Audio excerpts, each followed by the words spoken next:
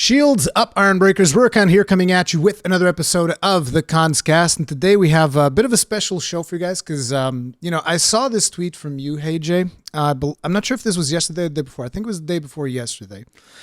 And I wanted to read the tweet to people before we get started because I was just like immediately, okay, I got to jump on this. We got to talk about this. So here's his tweet. Rolled credits on Dark Souls tonight, and I feel nothing.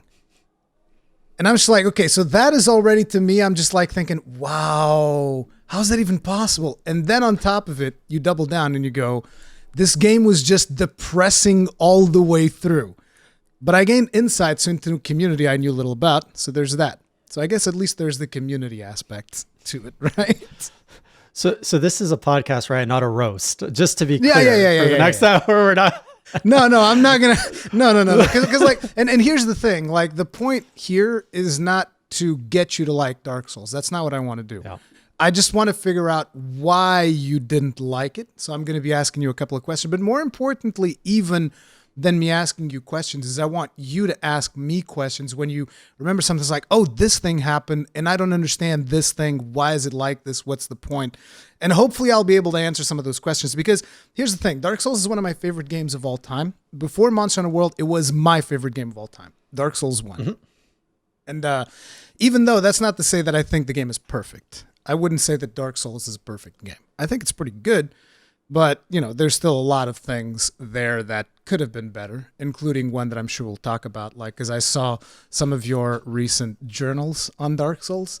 And there's some stuff that I think you'll be surprised if you hear what I'm going to tell you from the developers themselves, which might be interesting, might not be interesting. We'll see how it goes. Although before, I forgot to ask you something. I meant to ask you something. You were in surgery recently? Is everything okay? Yeah, I saw some tweets of you in the hospital, and what happened? Yeah, so it turns out when you fight Volcana for 5 weeks in a row, it can really put a strain on your system. And it was a very minor surgery. Basically, it was a gallbladder surgery. So they took away my gallbladder. It's a pretty common surgery, at least. The surgeons are all like, oh yeah, we do this all the time. But it's a once in a lifetime experience as a patient. So you're like, okay, you guys seem all calm about this, but you're taking an organ out of my body. So long story short, it's basically, it's pretty common for most people. It's when you have stones in it, it can really hurt. And I woke up in the middle of the night feeling like I was going to explode from the inside out. So going to spare the details, but basically a hospital, and they're like, okay, let's just take it out so you don't feel this pain ever again. I'm like, yeah, good deal. That works. So that happened. That was 3 weeks ago. My energy's back. I got some I think I've never had scars in my life, so I'm finally proud that I can have some scars. We're not going to show them, but yeah. Okay. So let's start by the whole thing where you said you feel nothing. Where does that come from? Why would you say something like, I feel nothing about this experience? Because I would argue that every game that we play through, we feel something about it. It's we either like it, we don't like it. You just I'm indifferent about Dark Souls. Yeah, and before I answer that, let me give some backstory, because, and I also want to say I appreciate this invite, because I wanted, one of my goals was to really understand the community, and the fact that this was your favorite game. This is the sort of conversation I was hoping to have, and I just beat the game 2 days ago, so it's really fresh in my mind. Yeah. Backstory. This year has been transformative for me because Monster Hunter. So I went in hating it. I was never able to get into this franchise, made a video, hated on it, got into the franchise. 8 months later, I love it. I've played through most of Monster Hunter World. I just have Fatalis left.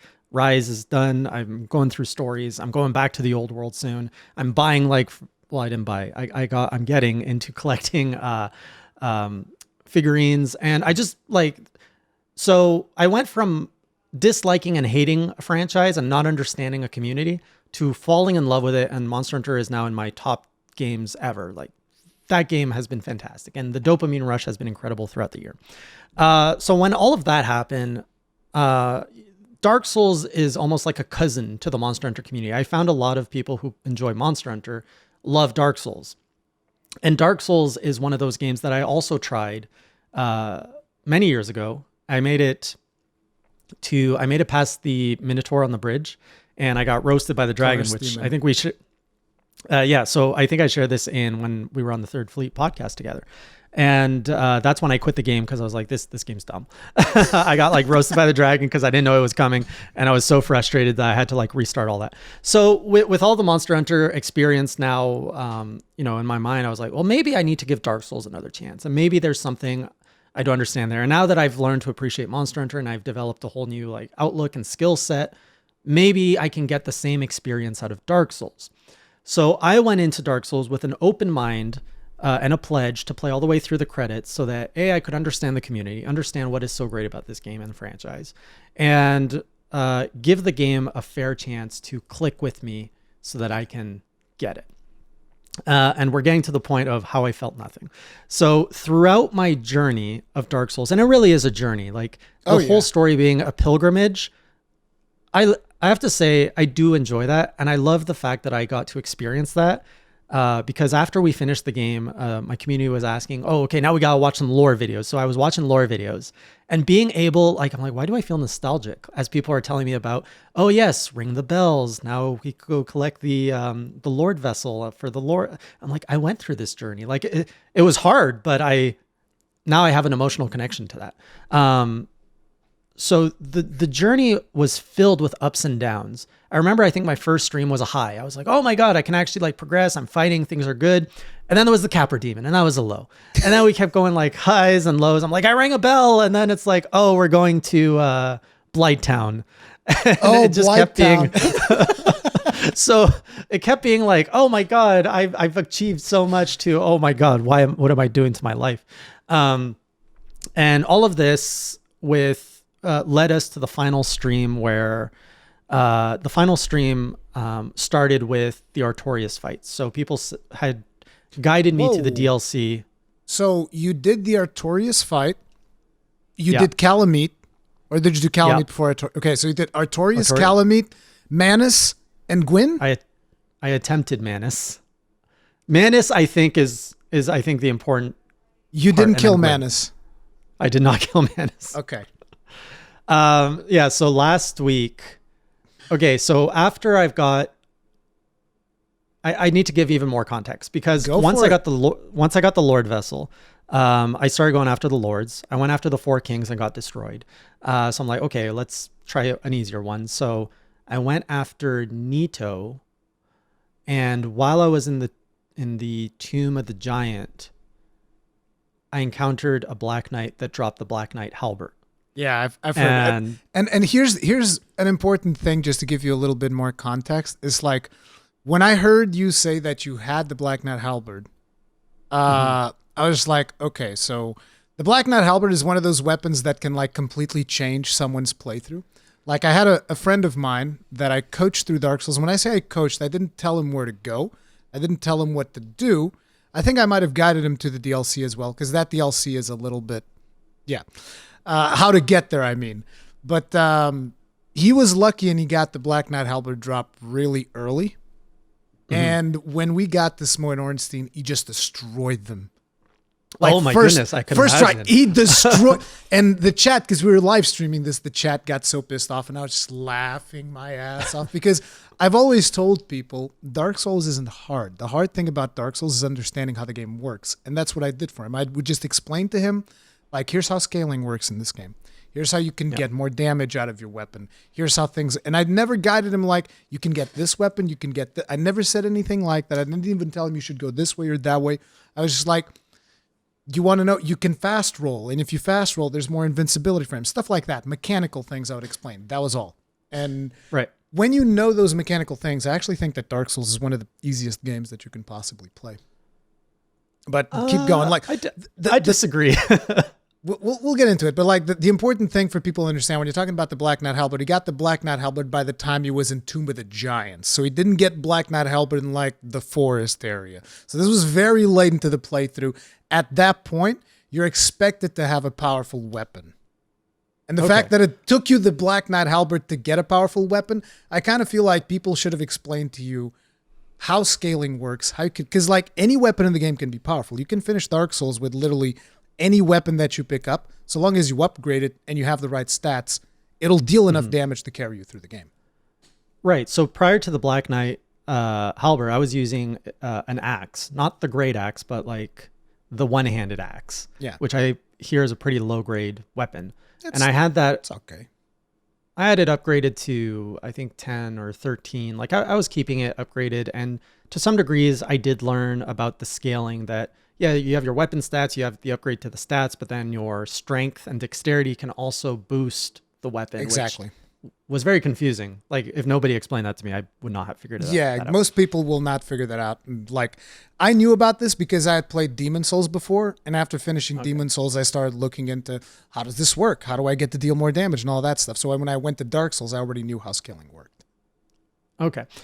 So we get the Black Halbert, and I make it through all the lords. The lords became very fairly easy with the black. That was a game changer because I was struggling so much with my axe to just get to lords. Like I wanted to really do boss fights, and I felt the grind to get to the boss fights was quite difficult because, you progress, then you encounter a new enemy or you fall off a ledge or something, and then you have to redo it all again. And that was, I think, what was so demoralizing to me. And that was like what was causing lows. So when I got the Black Knight Halbert, the fact that I could kill things in 1 or 2 hits allowed me to explore more freely and openly and more comfortably. And that shifted the game to be a lot more enjoyable to me.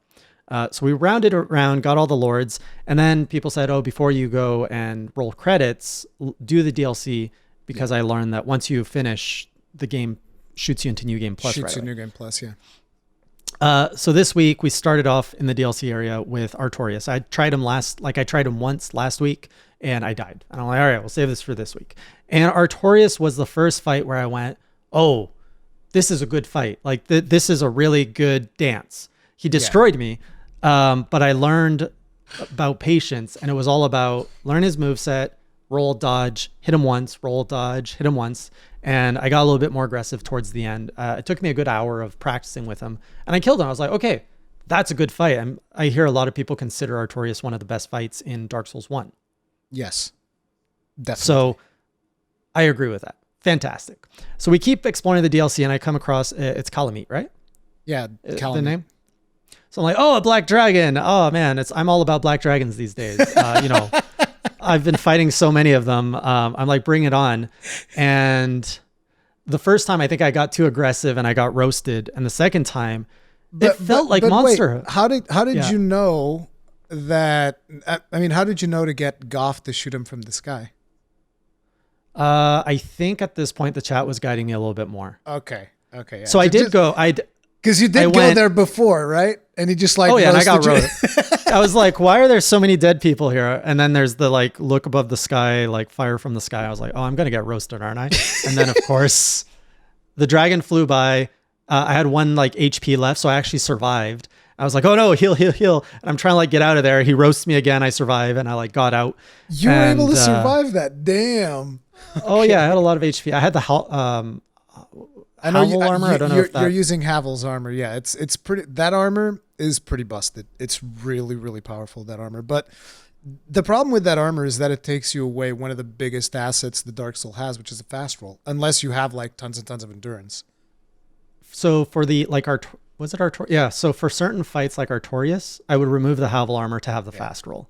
Yeah. Because I'm like, the better thing about having high defense is just not getting hit. So exactly. I'm just rolling. So Calamite was awesome. I killed him on my second try because he had very similar mechanics to a dragon in Monster Hunter. Like when he started like spraying the fire and he went left, I'm like, oh, I got to run to like his right side because he's going to like fan this way. And there was so many openings. Like I could actually hit 3-4 hits on him, unlike Artorias where I could only get 1 or 2 hits. So I just stayed. Yeah. The hardest thing about Calamitous is chopping his tail. Yeah, I didn't do that. Is there something good that happens? Yeah, you can get like every dragon in Dark Souls, if you chop their tails, you get a weapon. So he has a sword that he drops. But the best thing about his sword is that it's kind of a sword that's very good because it doesn't require too many stats and it deals a decent amount of damage. Because dragon weapons don't really scale. They just deal like a fixed amount of damage. So that weapon is good for like people that want to do like reasonably low level PvP. They can just grab it. It doesn't require too many stats, and then you can just pump themselves full of vitality and beat the crap out of people. Okay. When I encountered my first boss with a tail, I did go like full Monster Hunter instinct. I was like, oh, gotta get the tail. It was against the Gargoyles, and I got their weapon like right away. Just the floppy axe. Yeah, I tried it once. I was like, what is this? It's just like, so Calamite was, so I'm like, oh, this is going to be like a game changer. I've got the Black Halbert weapon. Artorias was fun. Calamite was fun. I'm like, this game is starting to click. Things are happening. And then people are like, okay, Manus is like probably the hardest fight. Let's do it. That'll close off the DLC. So I'm like, all right, let's go. So I go down to Manus, and it was all right getting to him. But then I just, he gave me like Rajang vibes with the whole like, he just combos you to death, and you're just being flung in the air, moved around. You're in a room where it's dark, and his left arm is dark, so I can't like properly see the I can't read him well. It's got some contrast problems. Dark Souls 1 for sure. Was it the remastered version on PC that you were playing? Yeah. So I could have probably turned on the brightness, but at this point, I think I was running to. So Artorias took me an hour. Calamite took me an hour. I'm now at Manus, so I have about 2 hours left in my stream. And I'm kind of like calculating like, okay, I've committed a half hour to Manus. I'm not progressing. Like this guy's just destroying me every time. And then I have to run back. So I think there's 2 points. There's 2 parts to a boss in Dark Souls.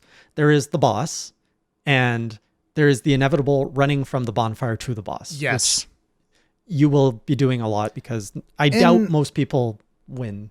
Right away. A lot of people don't win the first time. And I will say that the Manus run, particularly for someone who is somewhat new to the game, is a bit of a pain. And I say this because there's I don't know if you know about this person in the community, Epic Name Bro. I used to watch his videos all the time. But basically, Epic Name Bro, at one point, he put out a challenge, which was to do Manus with the Ring of Calamity. I'm not sure. You probably saw the Ring of Calamity when you killed Calamite. Oh, yeah, that's the thing that doubles your damage. Exactly. So, it doubles the damage you receive. Right, the ring I will never wear. So yes. He did something which was the challenge of Calamitous Intent, and the idea was that you could go in there. You had like a certain level range that you had to be, and you would have to wear the Calamity ring and then beat Manus.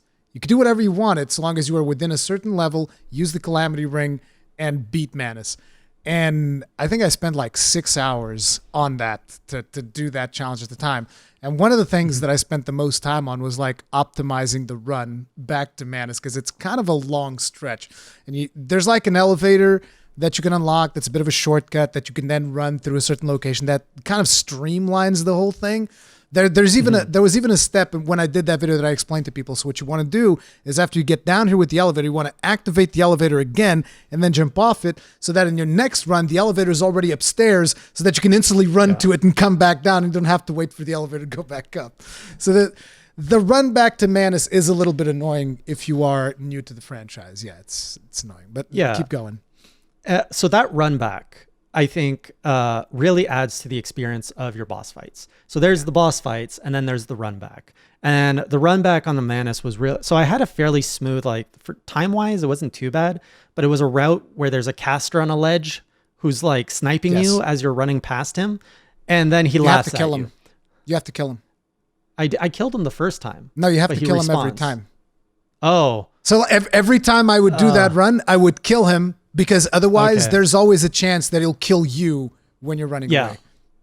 Yeah, and then he laughs at you. There's like that little like he and like, so that is just that like raising the aggravation. Oh yes, because the first few runs he wasn't hitting me. Like he got one shot off that I would dodge, but then he would get the one shot, and as I'm going down this like slope part, he like snipes me from the back. And then sometimes I would try to like roll, which would end up sometimes being a jump, and then I'd roll and fall off by gravity, and then the laugh is always happening. I'm just like, I just want to get to the boss. And when I'd finally get to the boss, then I'm just being like tossed around like a rag doll. So all of this is like building aggravation. And on top of this, like as someone who streams, I'm pretty sure that every time that happened to you, your chat would totally not be laughing at you and they would never do something like that, right? I don't recall. I think I might have been blocking out the chat at this point. You were seeing red, basically, is what you're getting. I was getting quite frustrated with this boss. Because I felt like things were going so well, and for them to do a 180 like this, like again, this game has all been about highs and lows. And all of a sudden, like, I felt like I was getting close to that click, only to be sent all the way back. And I think that's like what I think some people like about Dark Souls. I don't understand it yet, which I'm hoping to understand better today. So I made the call. I was looking at like how much time I had left. I was like really not enjoying this. I was like, if I kill this, I'm not going to get that rush I get from Monster Hunter, because no other monster or no other boss really has done that for me in this game. So I'm like, whatever, I'm giving up on Manus. Let's go to the credit and just like finish this game. And so I ran to, it's Gwyn, right? Is the name of the final boss? Yeah. So I ran there, didn't have too much problem. He destroyed me on the first go because that's expected. I didn't know his attacks and stuff. And people are like, so when I started my Dark Souls run, my journey, the first thing I did when I landed at the Firelink Shrine is, I think his name is the Crestfallen, maybe? Crestfallen Warrior? Crestfallen Knight. Yeah. Yes. Yeah, the guy who's sitting there. And I did kill him because he was very like suspicious. He's like, what did he ever do to you? He was suggesting he might kill me, or that if I killed him, I would gain like a boon or something. So I'm like, should I kill him? Like, this felt like my first test in Dark Souls, and I think I failed it. Offed him. Well, it wasn't just offed him. He was hard. And then he wouldn't. So I booped him, and then he wouldn't stop attacking me after he killed me. Yeah. After you aggro an NPC, they won't stop. In order to, like, here's the thing. You don't care about spoilers about Dark Souls at this point, right? Because you've already been seeing lore videos and whatever, so you don't care. So it's like the way that NPCs work in Souls is like, if you attack them, even if by mistake, every time they see you, they're coming after you, they're trying to kill you. There's one thing that you can do. You've met one NPC at one point who's called Oswald the Partner. He's the guy who gives you the gesture of, well, what is it? Right? He gives you a gesture like this. Potentially. Okay. I don't recall that exactly, but yeah. You remember when you rang the first bell, the Gargoyles bell? Yes. Then you come back down and there's a dude in a black outfit. That guy. That's Oswald. Okay. His name is Oswald the Partner. And basically you can pay a certain amount of souls, which varies depending on your level, to obtain forgiveness for all NPCs. So I remember that. So long as you don't kill the NPC, you can go back to Oswald and be like, tell them to forgive me. And he's like, oh, it's only human to sin. It's like, it's all good. So all of the NPCs, they'll forgive you. They won't attack you anymore. So that's one thing that you can do. But the Crestfallen Knight, it's not a big deal that you killed him, because ultimately, if you keep going through a story, and when it comes to Dark Souls, in order to advance NPC stories, you basically have to listen to every single piece of dialogue that they say until they're repeating it over and over. And then you come back every chance you get and go see if he has something different to say. That's how the story progresses with NPCs. And if you do that for the Crestfallen Knight, eventually he goes hollow and he attacks you when you're in the New Londo ruins. Oh. So eventually you would have to kill him. Either you would have to kill him if you advance the story, or if you didn't advance the story, you would just be sitting there forever, basically. Okay. Well, what he served for me is he taught me how to parry, because he has a lot of HP at the beginning. Yeah. And so I was like, oh my God, this guy is like in my home base. He's killing me every time I respawn, and I can barely do damage. But then people told me about the parry, and I learned how to parry, and I apparently parried well for a newcomer. And so I parried him. Like, I learned how to parry this guy, and that's how I killed him. I just kept parrying and parrying until he died. And so I came, like, people started joking, oh, hey, Jay, the parry god. And then I was going everywhere, and I was parrying everything, including Black Knights, until I got the Black Halbert. And then, so anyways, when I went for Gwyn, people were like, you've been training for this since the beginning. Yeah, pretty much. Like, if you know how to parry, Gwyn's super easy. So this whole time I've been two-handing the Black Halbert. So I was like, oh, is it time to go back to like my roots? So I pulled out my shield, one-handed the Black Halbert. This is my second attempt on Gwyn.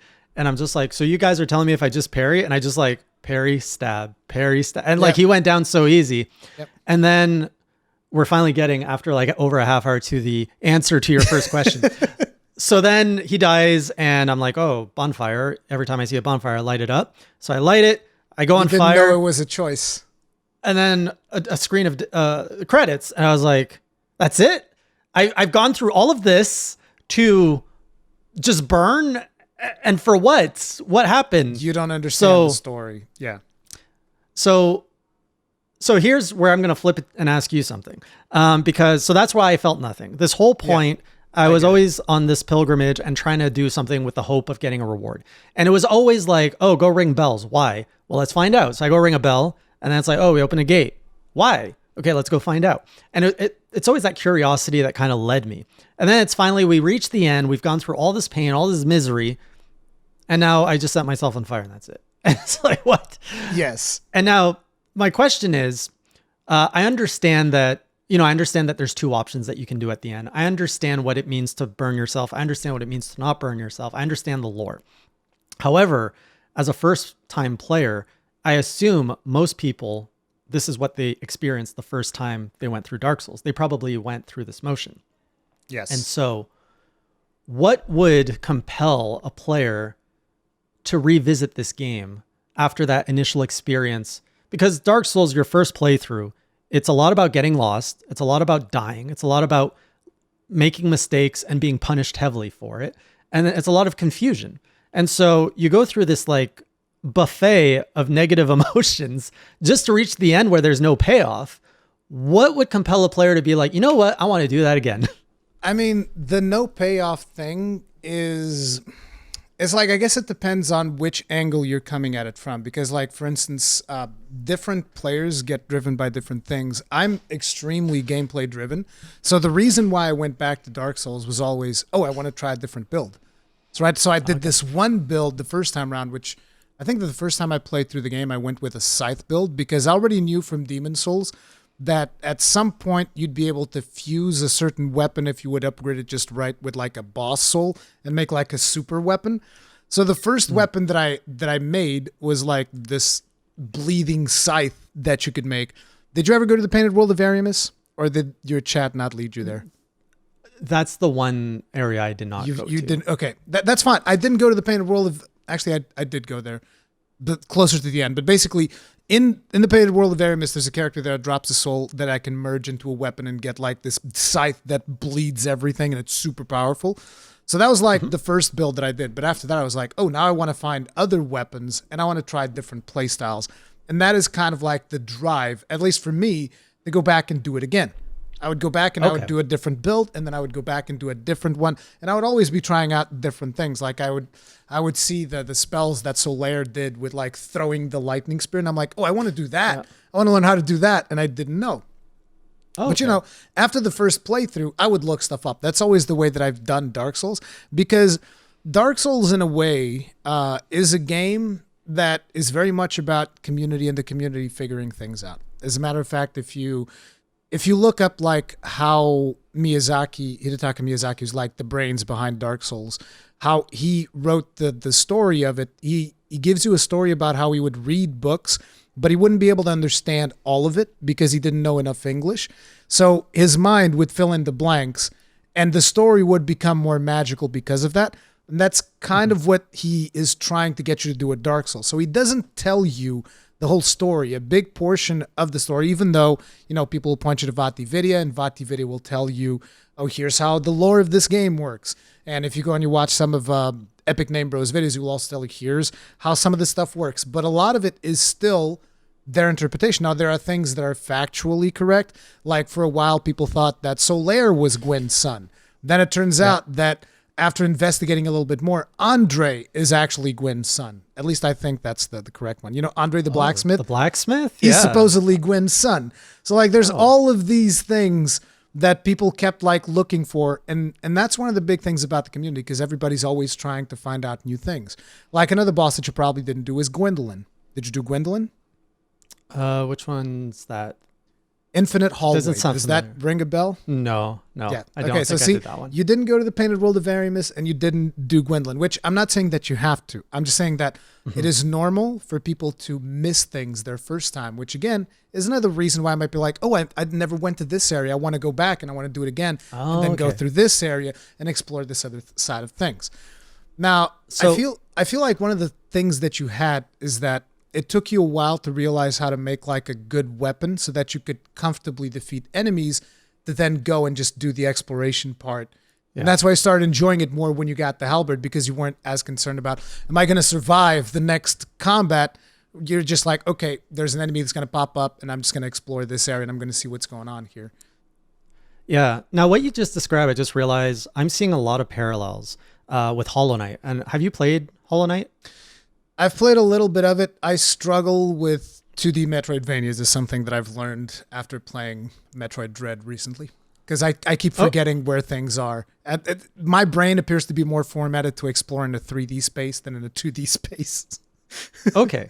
So very, very similar things. Hollow Knight is a very dark theme. You're exploring a desolate wasteland. Like it's pretty much the end of times. Very similar. Well, it's like the end of an era. The story is not really told. Like you have to explore it. It's very community driven where the community is piecing things together. And even the ending of Hollow Knight is very similar where there are good, bad endings depending on what you did in the game. And it kind of leaves you going, well, that's it. And I'm actually realizing this as I'm sharing this. When I finished Hollow Knight, I had a great time exploring and playing Hollow Knight. But when I finished, I was like, oh, the game, like there wasn't a satisfying ending to it. And I left the game on the shelf and I was like, well, I finished this. It's only later as I was seeing people sharing screenshots or videos of all these different things of Hollow Knight. I was like, I don't remember seeing that boss. I don't remember seeing that area. And I went back and I learned that there was so much of the game I hadn't experienced. Exactly. That I went back into Hollow Knight. And that's when I started exploring more and I started going into the community threads and learning about the world. So like these are the parallels I'm seeing. The difference being just like Hollow Knight, the combat maybe didn't quite make it for you. For me, Dark Souls, it was, I like like once I got the Halbert, I really did enjoy exploring in Dark Souls. It was the combat I didn't like. And I don't know if that's more of a sign of its age at this point, or if it just is the style of Soulsborne game. You didn't like the combat, but like can you give me like specifics? Like what was it about the combat that you're like, oh, I don't like this thing? So another comparison I'm going to make, and maybe people are going to disagree with this. Breath of the Wild, I see a lot of similarities to what people say they love about Dark Souls, where Dark Souls is kind of about you're not being guided, very minimal guidance of like, hey, eventually you got to go do this, do what you want, play how you want, figure it out. And I see a very similar mechanic in a more modern game of Breath of the Wild, where it's go to this village, at one point when you leave the plateau, go to Kakariko Village. But honestly, hey, if you want to go kill Calamity Ganon right away, you can do that. You can grab any weapon you want and you can explore what you want. And I loved Breath of the Wild. I loved exploring and I loved the combat of Breath of the Wild. It was faster and I was okay with the weapons breaking. With Dark Souls, it felt, it's definitely slower, but it feels very punishing where, you're killing your opponent in maybe 3 to 4 hits, but your opponent is also killing you in 3 to 4 hits. So you at no point do you ever feel like the hero protagonist. You're pretty much on this, and I'm realizing this as I'm saying it, you're on the same level as every character where the strength. So no matter how much you're like, oh, I got this cool armor, it's like, you're still going to get hit you're still going to die in 3 hits. I mean, you don't really die in 3 hits if you get good armor, because like with Havel's armor, you can actually tank through a lot of things. As a matter of fact, when I was a noob in Dark Souls, the way that I first tried beating Gwyn, there's a spell in the game called Iron Skin that basically just makes you tanky as hell. So I just went into Gwyn with Iron Skin because I sucked at parrying. So I went in there and I just two-handed the biggest weapon that I had, and I was like, take that. And Gwyn wouldn't be able to stagger me unless he like grabbed me with the explosion thing. So it would hit me and I would just take the whole damage and drink potions and keep like tanking through him. Okay, but it's not the best way of going about it. But yeah, you can kind of tank through certain things. But ultimately, Dark Souls is more about dodging and blocking than just tanking hits. Yeah. I guess I'm thinking more about before I got the the Halbert. The Havel armor before that, like you take a lot of damage, but you see the thing that the community really likes about the game is that usually when you die in Dark Souls, you can point out to something that you're like, okay, I did this thing wrong, right? Was it ever a time where you died and you're just like, okay, this is some bullshit. I didn't do anything wrong, and the game is just punishing me unfairly. Like there are situations where that can happen, but it's extremely rare. Most of the times, you're like, okay, I died because I made this mistake. Either I aggroed a mob that I could have avoided aggroing, or I turned this corner and I wasn't blocking. I did something that was a mistake and the game punished me for it. And that is the big appeal of this game, because, there are some games where like you'll put it in hard mode, right? There's a lot of games that have different difficulty settings.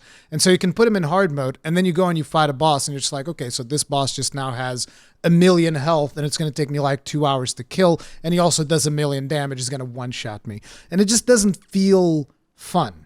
And in Dark Souls, usually the difference is that you will have very few situations where you feel like, okay, this boss is some garbage. He has too much health. There's something wrong with this boss. It's usually more like, oh, I made this mistake, or maybe I should try this different weapon, or I should do this thing differently. And that is, I feel at least, what people like about Souls, is that it doesn't feel like the game is unfair. The bosses are the area I had the least complaints with. For the most part, I'll agree with you that the bosses, I enjoyed, like the first boss I really loved was the spider lady in the bottom of the... Quelaag. Yes, Ulag. She was the first one where I started the dance thing where it was like, oh, okay. But, at that point, there was only 3 bosses before. There was the Minotaur who jumped off the bridge before I could really fight him. Yeah, Gaijin told me that you had fought a Minotaur and you jumped off the bridge. I was like, really? Yeah. I was like positioning myself, and then he jumped back, but he jumped off. So I was like, okay, well, that's one boss done. The Gargoyles I enjoyed because... the one-on-one gargoyle was great. When his friend showed up, I was like, oh, this is hard. But then it was all about just managing 2 things, and then I killed that. Interesting little bit of trivia. That is actually a reference to Demon Souls, because you haven't played modern Demon Souls, right? The one in PlayStation 5. Okay. No. I assume you haven't played the other one either, but it's like back in Demon Souls, there was a boss that was extremely hard. It was called the Man-Eater Gargoyles. And the Man-Eater Gargoyles was hard because you'd be fighting one of them, and it was already hard enough because it's flying and throwing stuff at you, and then it would come in and do like tons and tons of damage. It was way harder than the Belfry Gargoyles that you fought there. And the thing about those Goyles is that eventually the second one shows up, and you're like, oh my God, what a nightmare. And so this was Miyazaki's way of like teasing the players so that they would be really scared. It's like, oh no, a second gargoyle. It's like the Man-Eater Gargoyles all over again. But it's a lot easier than the Man-Eater Gargoyles, so it's perfectly doable. Yeah, it was a comfortable fight. And then so after that, the next boss, I think, is the spider. Ulag. I mean, there's a lot of paths that you can take. It's impossible to predict what the next boss could be. But it was the Capra Demon, and that was the one where I was like, this is bullshit. Capra Demon was terrible. But it was because of his 2 dogs in a very tight area. Like the room. So the bosses honestly were fair. Where I was having the least amount of fun was really trying to explore, especially in that first half of the game where, for example, as I'm working my way down to the underground bell, let's talk about Blighttown. Blighttown. So I'm encountering these new enemies, and of course I'm going to die to them until I figure out their patterns. And then I learn the patterns, and then you do them, and let's say you make it halfway into Blighttown, and then for whatever reason you die. Because like you always have to be like 100% on point, and maybe you make a mistake, even though like, oh, I was supposed to dodge here or block here or parry here. Okay. You miss it. And then it's like back to the bonfire, you go and redo it. And it's like, ugh. And it's like, I know how to do this, but I made a mistake and now I have to redo it all over again. That is what I did not like. I did not like that experience. So here's the one thing that you probably haven't gotten used to yet. And that is that you can skip like 90% of enemies after you've recognized how to navigate a zone. You can just run through everything, and then you just have to deal with like the 1 or 2 that will actually be there by the time you stop or something like that. So that's what most people that do Souls do. It's like, we'll explore and we'll fight everything, and then if we die, it's like, well, now I'm running all the way to where I was, and if I die again, well, that's too bad. It's like, that's usually how we do it. We just try to figure out the fastest way to get back to where we were, so we end up skipping a lot of things. As a matter of fact, I'm not sure if you've seen any speed runs, but like speedrunners in particular, they'll skip literally everything in the game. Just like, zoop. It's just like a boss, the boss, and that's it.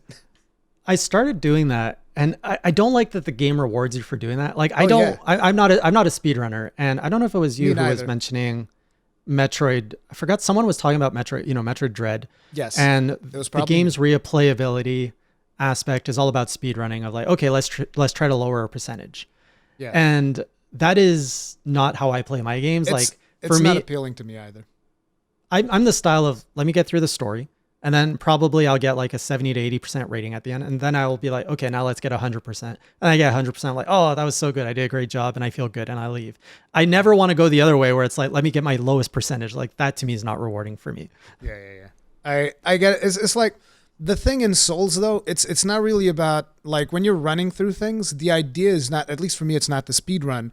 It's just to get back to where I was as fast as I possibly can in the most efficient way possible to not have to deal with all of the fights again. And I'll tell you something right now, because I know that you're not super interested in playing through Dark Souls 2. And I understand why. Because I'll tell you right now, Dark Souls 2 is the worst Dark Souls game that they've made. Having said that, I still don't think that Dark Souls 2 is a bad game. It's just not as good as the other Dark Souls games. And in Dark Souls 2 in particular, there was this fight in one of the DLCs where your run back was done in a way where the actual boss fight was amazing. Like, I thought that boss fight was amazing. I never experienced the way it was intended because I got too frustrated with the run back, because there were enemies on the way back that would literally not allow you to run through them because they dialed the enemy's speed to a point where like 90% of the times they would catch you with a backstab. So it's like you're running away from them, and they just have like the longest sword in the world, and they'll be like poke and stop you and poke and poke, and then the other ones catch up, and I'm like, oh god damn it. So many times in there, that to the point where I was like, I'm just gonna summon 2 NPCs that are here, and I'm gonna destroy everything along my path, and then get to the boss and destroy him with NPCs. I don't even care. I was so pissed off at that I was like, whatever.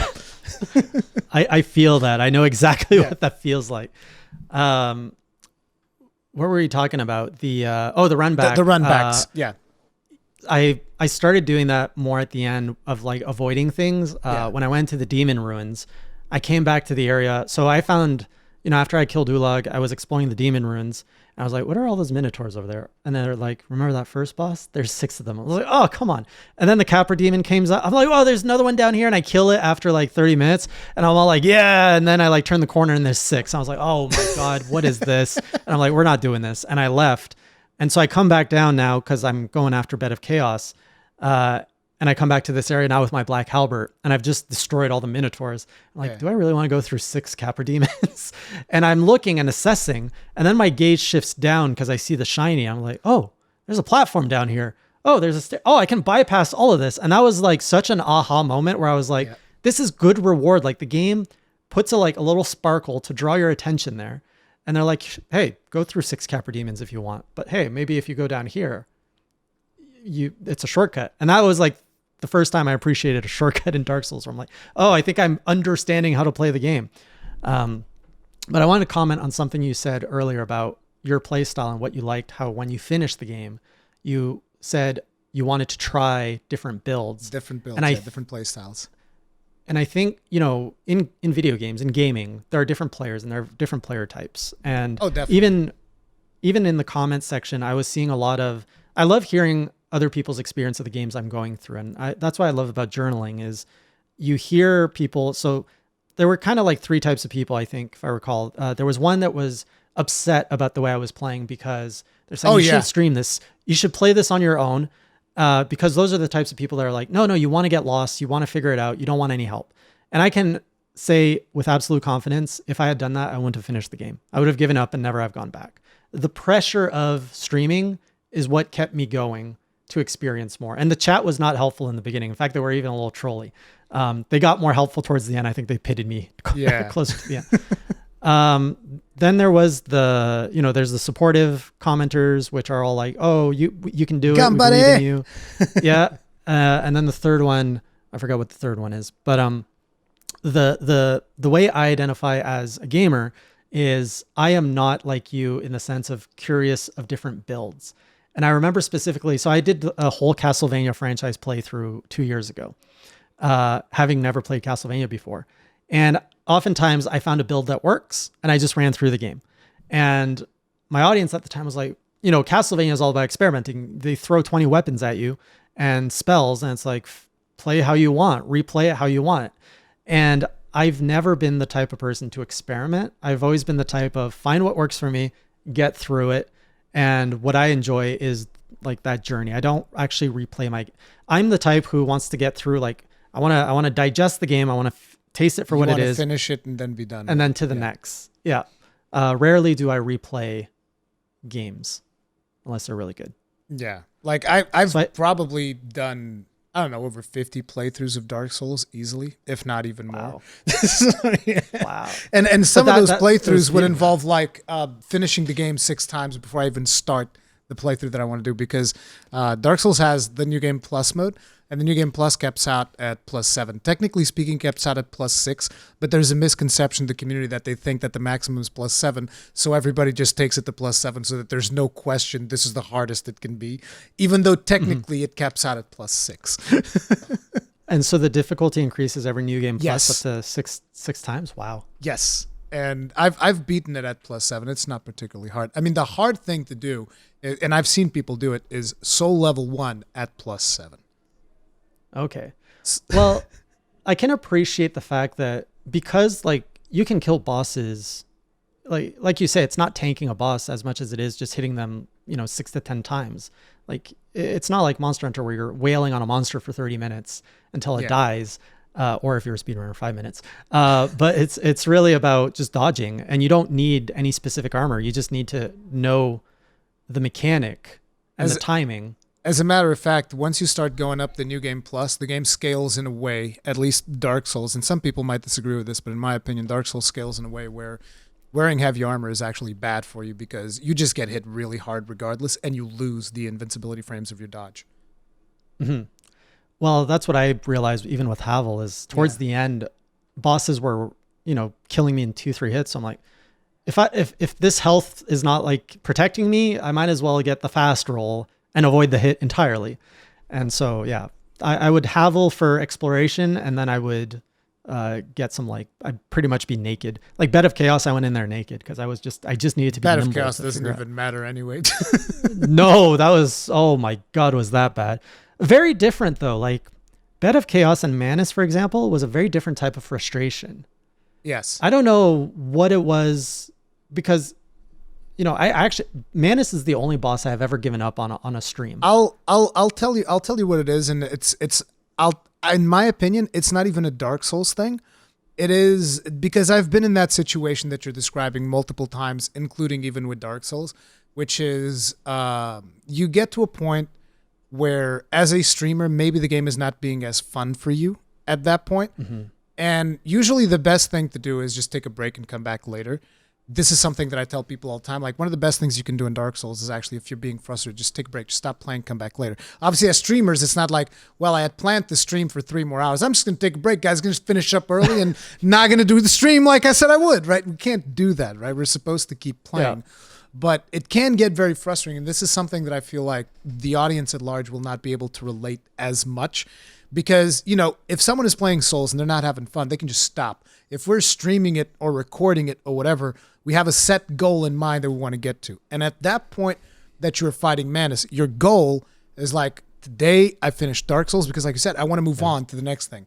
And that thought is what ruined the Manus fight for you, because if you did not put that pressure on you to finish in that day, you would have probably enjoyed the Manus fight, because the Manus fight is actually really good. And I've spent plenty of hours wiping on the Manus fight, figuring out how to avoid his wombo combo that he does, where he just starts slapping around everything. He's like, dude, I'm getting tossed around like a rag doll. I can't do anything. You want to know how you avoid that thing?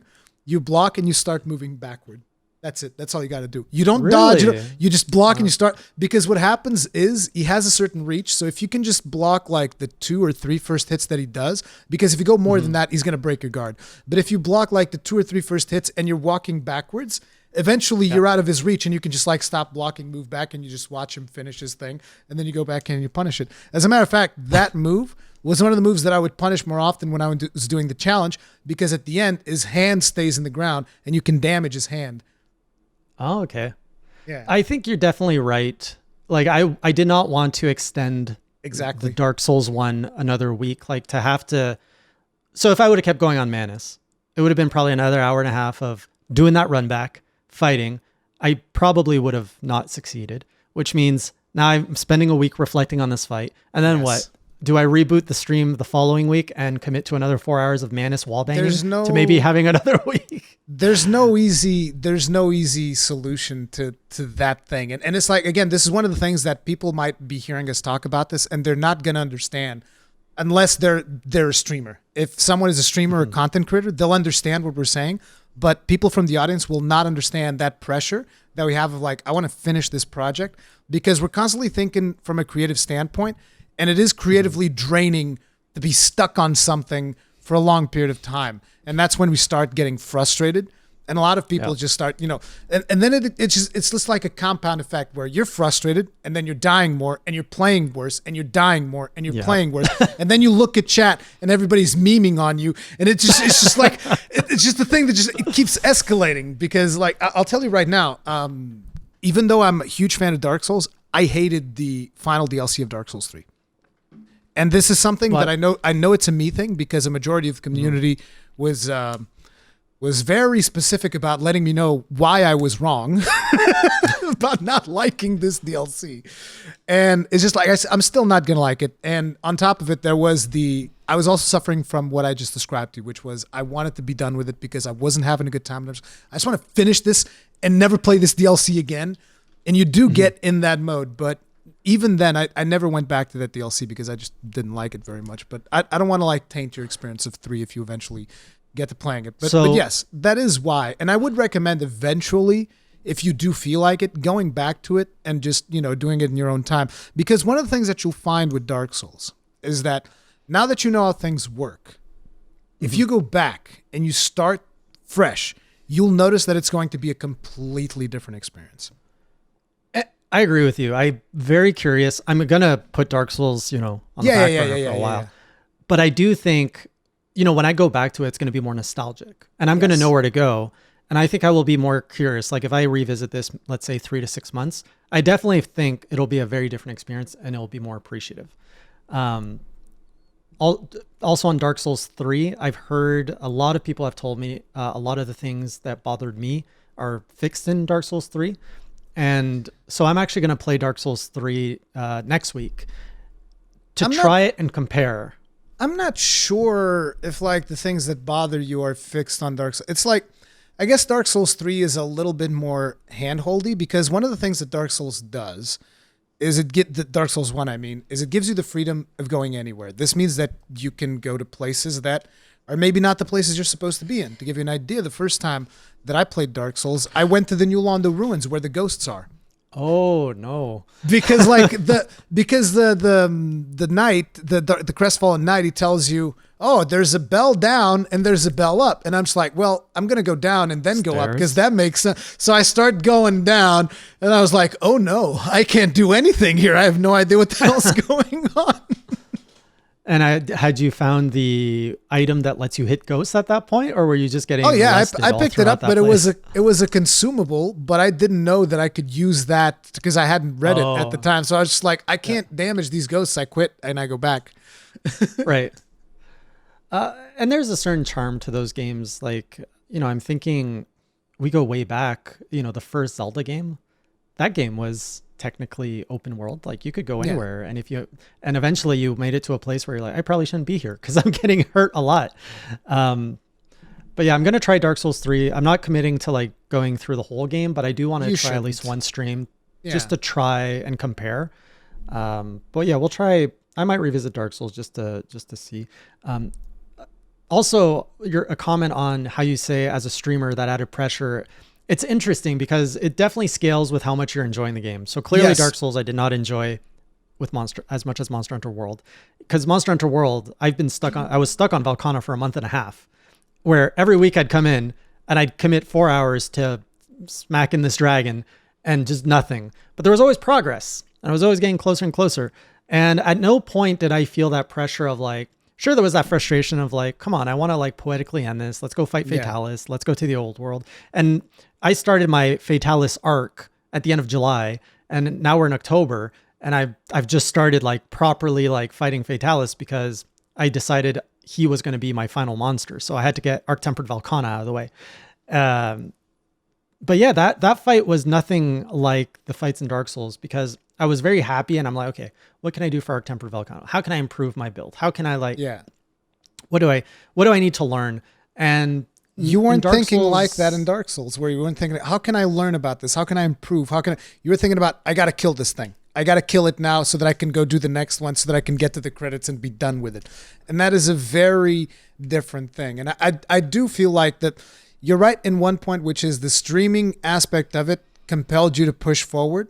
But I also feel like the streaming aspect of it compelled you to push forward in a way that was potentially not the healthiest way to tackle Dark Souls. Because again, when you're a new player in Dark Souls, it is either very important that you are okay with repeatedly dying and not being able to make progress, and that has to be okay with you, because otherwise you're going to be very frustrated. And if you're frustrated, you have to take a break. Because I'll tell you right now, there have been times, like for instance in Dark Souls 3 and that DLC that I wasn't enjoying, where I think that in one evening I spent like, I don't even know how many hours on this one boss that I still don't like, which was Dark Eater Midir. I spent like a bunch of hours fighting this boss and I didn't kill it.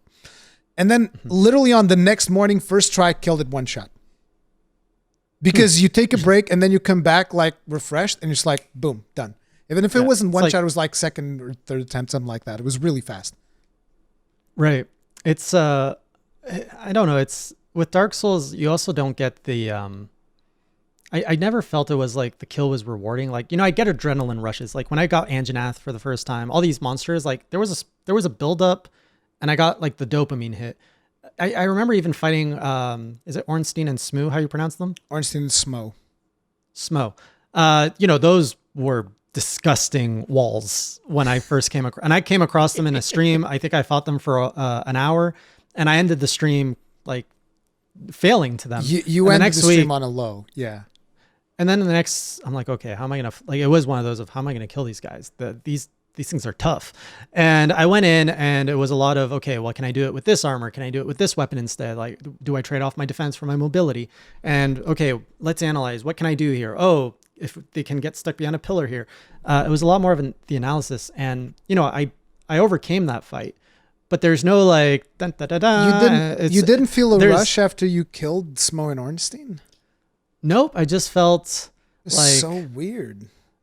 I never feel like Dark Souls rewards you. It's always like, congrats, next pain, like next torture, go. See, if I'm gonna be real with you, like as much as I want you to like Dark Souls, if overcoming that was not rewarding for you, I just don't think that the Souls franchise is for you, because that's a majority of what the Souls franchise is. It's like you hit something. And then you work on it for a while, and then when you beat it, like, yeah, got him, yeah. Like, at least to me, that is the part that gets me in Souls, is like, I'll throw myself at something over and over and over, and then eventually when it clicks, and you can almost like, it's almost like when Neo starts seeing the Matrix, and you see, okay, you've done this move, so now I do this thing. Like you said, you had that moment with Calamitous, right? Where you were seeing it's like, okay, he's going to do this thing, that means I can go here and exploit this. He's going to do that thing, I exploit it here. And it's like, those are the moments in Souls that to me make everything worthwhile, is those moments where fights click and you're just like, okay, here's what I got to do. Here's what I got to do. Go here, go do this, go do that. Boom, boom, boom, boom, boom. And that's how it goes. And it's like Dark Souls 3 doesn't really change that. Like that, Dark Souls 3 is still that. You're going to run into situations where you're going to run into a boss, and then you're going to wipe to that boss a couple of times till you understand how the boss works. Then it's going to click, and then you're going to beat the boss. But if you didn't feel anything in Dark Souls 1 when you were defeating these bosses, you were just like happy that it was over. I don't think that's going to change in Dark Souls 3. Like, it shouldn't be relief that you feel. You should feel exhilaration. It's like, yes. Well, but, Artorias and Kalamitous were the exception to that. Those are the two that I got that yes. So I don't know why those felt different. Kalamitous had an awesome theme song. I don't know. Artorias was just cool. I mean, Artorias is an extremely fun fight to like piece together and figure out, okay, so now he's going to jump here and then he's going to do this. Then you want to interrupt him when he's about to do his buffing scream and all of these. There's all these elements to it that, you kind of deconstruct. But I feel like you can get that out of any boss. Maybe it might be one of those things where the game is just old at this point and I just have a ton of nostalgia for it, so it doesn't affect me as much. But ultimately, this is a 10-year-old game. And it is a 10-year-old game that started being developed probably in like 2006, 2007. Yeah. So it's like it's a really old game. I just feel like, let's say you're fighting. I feel like these bosses, so the exhilaration, let's say you're fighting someone who punches you in the face and you're like, oh, that hurt. I'm going to punch you back, right? Yeah. It's that like solid one-on-one. I feel Dark Souls is not so much they're punching you in the face, but like they got like a wet hand that they're like slapping and smothering on your face. And you're just like, oh, what are you doing to me? Stop that. And then you just want to punch them back. But like their stupid creepy hand is like inflicting poison burn and like despair on you. And it's just frustrating.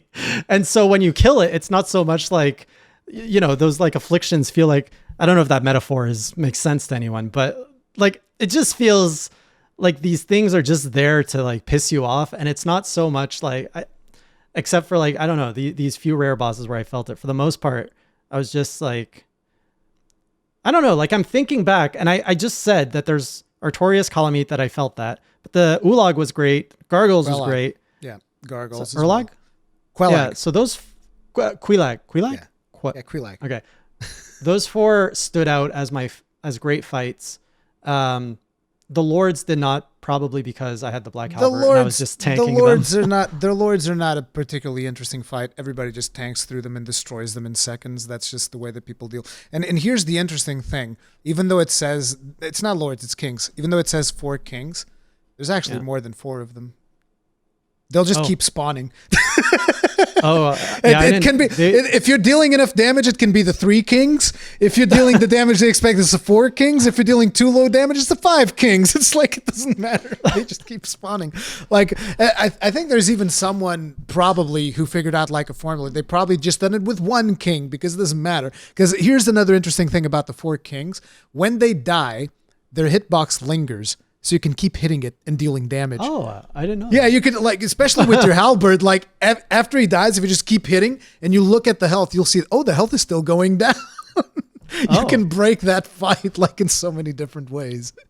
Yeah, I just tanked through that. I'm just like, I don't even know what its attacks were because I'm just like, nope, I don't want to deal with you. Just die. Just go down. And those are the fights that stood out. So I'm curious, what made you go from Souls to Souls 3? Like, why do you want to do Souls 3? I mean, I'm assuming you have a PlayStation, right? I do have a PlayStation 4. Okay. But I'm doing Souls 3 on PC. Yeah, but so I'm wondering why Souls 3 and not Bloodborne? So Souls 3, and a lot of people are asking that question, and they're actually, it's making me wonder, I'm like, maybe I should have went Bloodborne, because I got it through PS Plus a while back. Dark Souls 3's story, I heard, is relevant to the first one. Like, I hear that it's the lore isn't the same. What did you get out of you just told me that like you finished the game and you're like, oh, I felt nothing, depressing the whole way through. Dark Souls 3 is not going to change that for you. If that's what you're expecting, I highly doubt that you're going to go into Dark Souls. Oh, I get it now. No, it's like, especially as someone who's coming in fresh, it's just more of that. It's like, you're just going to get more depressed, I feel like, especially if you play the DLCs. If you go to that last DLC of Dark Souls 3, that's going to give you a whole new, different kind of depression. So, and also maybe that's another thing. Like, I tend to like my happy games, and dark games like this, like these thematic games, I do just find depressing. Even like TV shows, Walking Dead, watching that show was depressing, so I stopped watching it. So Dark Souls 3 was really just, I felt like it was a more polished experience of Dark Souls 1. It is. It is more polished. It's like, it feels like more modern, but I wouldn't, it's like, yeah, I guess. Again, this is for me as someone who's played like the original Demon Souls and Dark Souls. It's like, yeah, it's more polished. It's more modern, I guess, whatever. The animations are prettier. But ultimately, I feel like you would be better off by just completely trying something completely different and going for Bloodborne. And then the way that I would do, and again, I'm not going to try to dictate how you do your streams, or I don't want to be the one to tell your community, hey, screw you guys, going to do what I say now. It's like, my advice would actually be go Bloodborne. And if you don't like Bloodborne, then probably the series is not for you. Okay. Well, Dark Souls 3, it's curiosity. I want to try it because Dark Souls 1 is fresh in my mind. So it's like, let's commit one stream to Dark Souls 3. Let's see what the differences are. If I like it, let's keep going. If I don't, I was going to go Devil May Cry because I haven't touched that franchise. So curiosity there. I do have Bloodborne that I'm curious about, and I do have Sekiro, which I tried. Sekiro. You've tried Sekiro already? Yes. This was before Monster Hunter and everything. I died a lot. So I made it past the ogre with the big stump, I think, if I remember. And oh my God, was that hard. But I killed him and I got a rush out of that before my Monster Hunter days. So I want to revisit Sekiro just to... It's like, you're a Zelda fan, right? Yep. Sekiro is the closest thing to Zelda. From the Souls franchise, in my opinion, Sekiro is the closest thing to Zelda. And it is also one of the things that actually a lot of the people in Souls criticized on Sekiro was it doesn't have as much replayability. Because, I mean, you have like 4 different endings or something that you can get. I don't remember. I got all of them, but I don't remember how many endings it was. I think it was 4.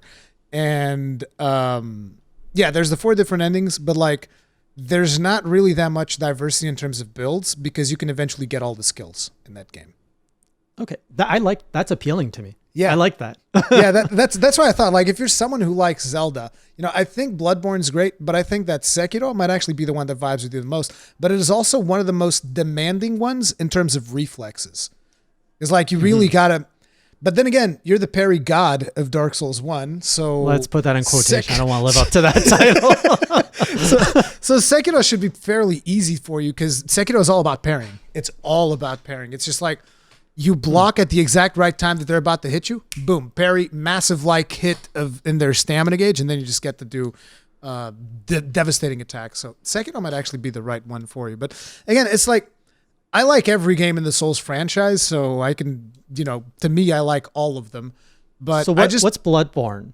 Like, I know very little about Bloodborne outside of it's a little bit more inspired in the like 18th century, I think, or... It's Lovecraftian. Like, sell me on Bloodborne. What is the appeal there? So Bloodborne is basically at the time, I think that Sekiro is faster, but like at the time that Bloodborne came out, it was the fastest thing that we had seen in the Souls franchise. Because you know how in Souls, your weight is affected by the armor that you're wearing.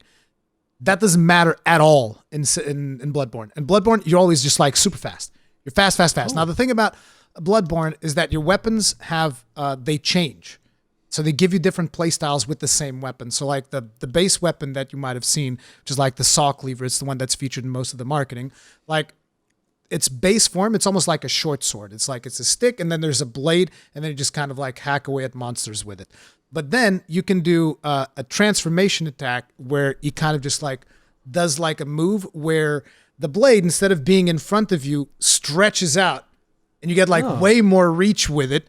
And then you can just like slash away with it. And the attacks are a little bit slower, but you get more reach. And every weapon has like this type of transformation or like a special attack. And then the other thing that Bloodborne does is it takes away shields. And instead of shields, it gives you a gun. Oh. So and can the you gun, still parry? Yes, you parry with the gun, basically. What? Yeah. So the monsters come at you. And then if you shoot at the exact moment they're about to hit you, you'll parry them, and then you get to do a visceral attack, which your character basically does with his own hands, like stretches out, puts his hands inside the enemies, and then just like rips out chunks. And that's kind of like the thing. So no shields. Instead of shields, you get a gun, and then you get a weapon that transforms and does like different things. Like one like of the a switch weapons. axe. Yeah, pretty much like a switch axe. Like to give you an idea, one of my favorite weapons is like this sword. And it would just be like a regular long sword like you would have in Dark Souls 1 with a very simplistic moveset. But hit the switching thing, and what does he do? He's got like a thing in his back that's basically like a giant hammerhead. And so what he does is he puts the sword in his back, attaches the hammerhead, and then just like, boom, now you got a hammer. Okay. And it's so satisfying. It is brutally satisfying. And it's just way more faster paced. That's why I'm suggesting. It's like Dark Souls 3 is faster than Dark Souls 1, but it's still that whole thing about, okay, I got my shield, I got my weapon, and here I go.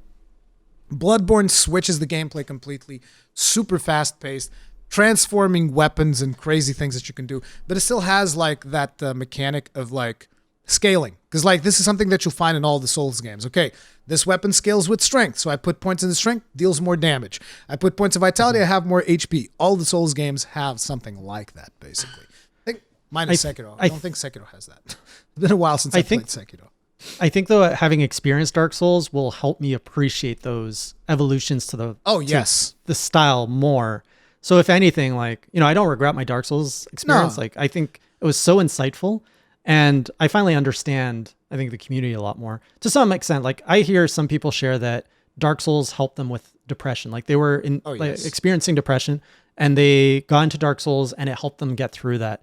And, you know, I've not experienced depression. Like I've gone through mild depression, but I would never say I've had a period in my life, you know, of having to struggle with that. So I can't quite relate, but I'm like, I don't, that's one thing I would not understand. I was like, how did this game help you with depression? Because it did not make me feel good at all when I played. It brought like my mood down in a lot of instances when it wasn't one of the highs. It's like I'm telling you, I feel like a big portion of that was the fact that you were streaming it. Because there is a pressure there that, and I've felt it in multiple videos, and people would usually comment on some of the videos, even if it's something that I had recorded, people would usually comment, okay, you're not having that much fun in this one. We can tell.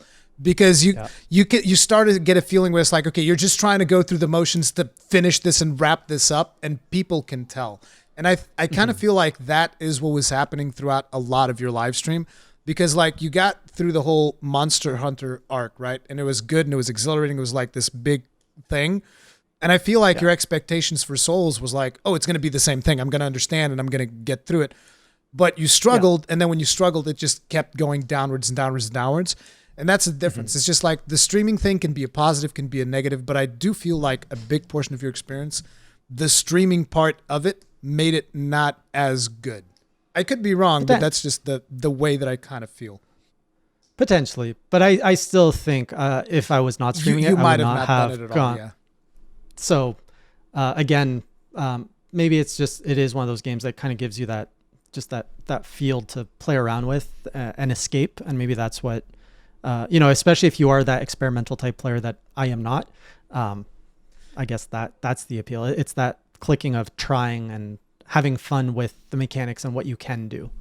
And at the end of the day, it's important to tell that, like, I always, you know how there's people that say, oh, Dark Souls should just like have an easy mode or something like that.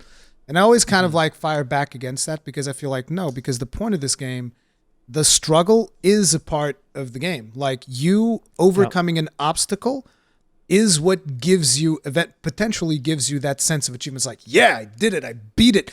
I did it at the same difficulty that everybody else did. And I went in there and it was hard and it seemed impossible, but then you come out on top and you beat it. Like, if you think about it, like, for instance, the Capra Demon fight, right? You're saying you didn't really feel that much exhilaration when you beat it, but like, just remember it like this. Like, take away the streaming aspect, take away everything, and just think of it like this. The first time you got to the Capra Demon fight, it felt impossible, right? You're just like, okay, there's two dogs, there's this dude, it's impossible, right? Yeah. No, that one I definitely was saying like, F yeah, I killed this stupid demon. Yeah, see, but that's the thing. That's the thing that Souls does. You get the fights that feel impossible, and then you beat them after you've mastered the fight. You got, oh no, I did. I beat it. I beat this thing that felt like it was impossible.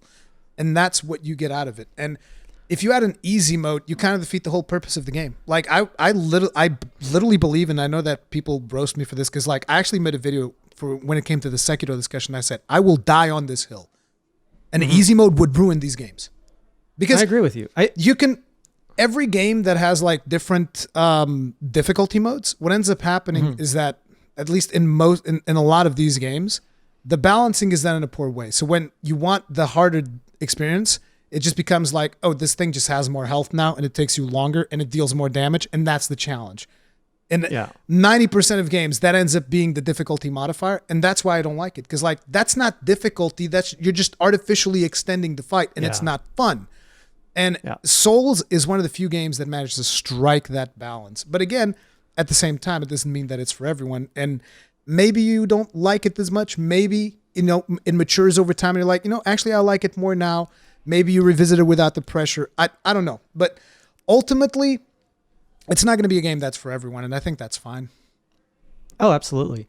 Easy mode does not work just to echo what you're saying in here, I think an easy mode is great for a game that has a heavy story. Yeah. And if you want a player to experience that story, but they're not as skilled or they don't want that like challenge, you dial it back so they can experience the story. Dark Souls' story, as I said, it left me hollow. And I don't think a player, if you put in easy mode so a player could experience the story, I don't think there would be any appreciation for it, because I went through the struggle, and what I remember from it is I struggled and I made it to the credits. And that's something that, you can say, oh, he got the Halbert, whatever. But I'm like, no, I had my own crusade. I had my own like struggling journey, and I made it through it. And that's kind of a badge of honor. And if you have easy mode, you're just going to go through and you're like, what the heck did I just go through? Like, you're not going to appreciate any, you're going to go and see the lore videos and you're going to be like, why did I just spend 30 hours like going through all this? I don't feel well, I guess I did it and I didn't feel anything, but I don't think easy mode belongs here for that kind of game at all. Yeah. But, and slippery slope, but like, Monster Hunter Rise gets a lot of hate for its difficulty, and Monster Hunter is another game where, the story is not, I'd say, as critical. And I think that's a similar type of game that you could argue that its difficulty, that's a kind of game that shouldn't get an easy mode either. Yeah. I don't want to open that box though. Yeah, exactly. I feel you. But it's like, ultimately, I hope I at least got to, explain to you some of the things. Like, was there things like memes that maybe you didn't understand in the game that maybe I can like tell you more about? Because I think people were saying that you didn't get like why Solaire was this big deal.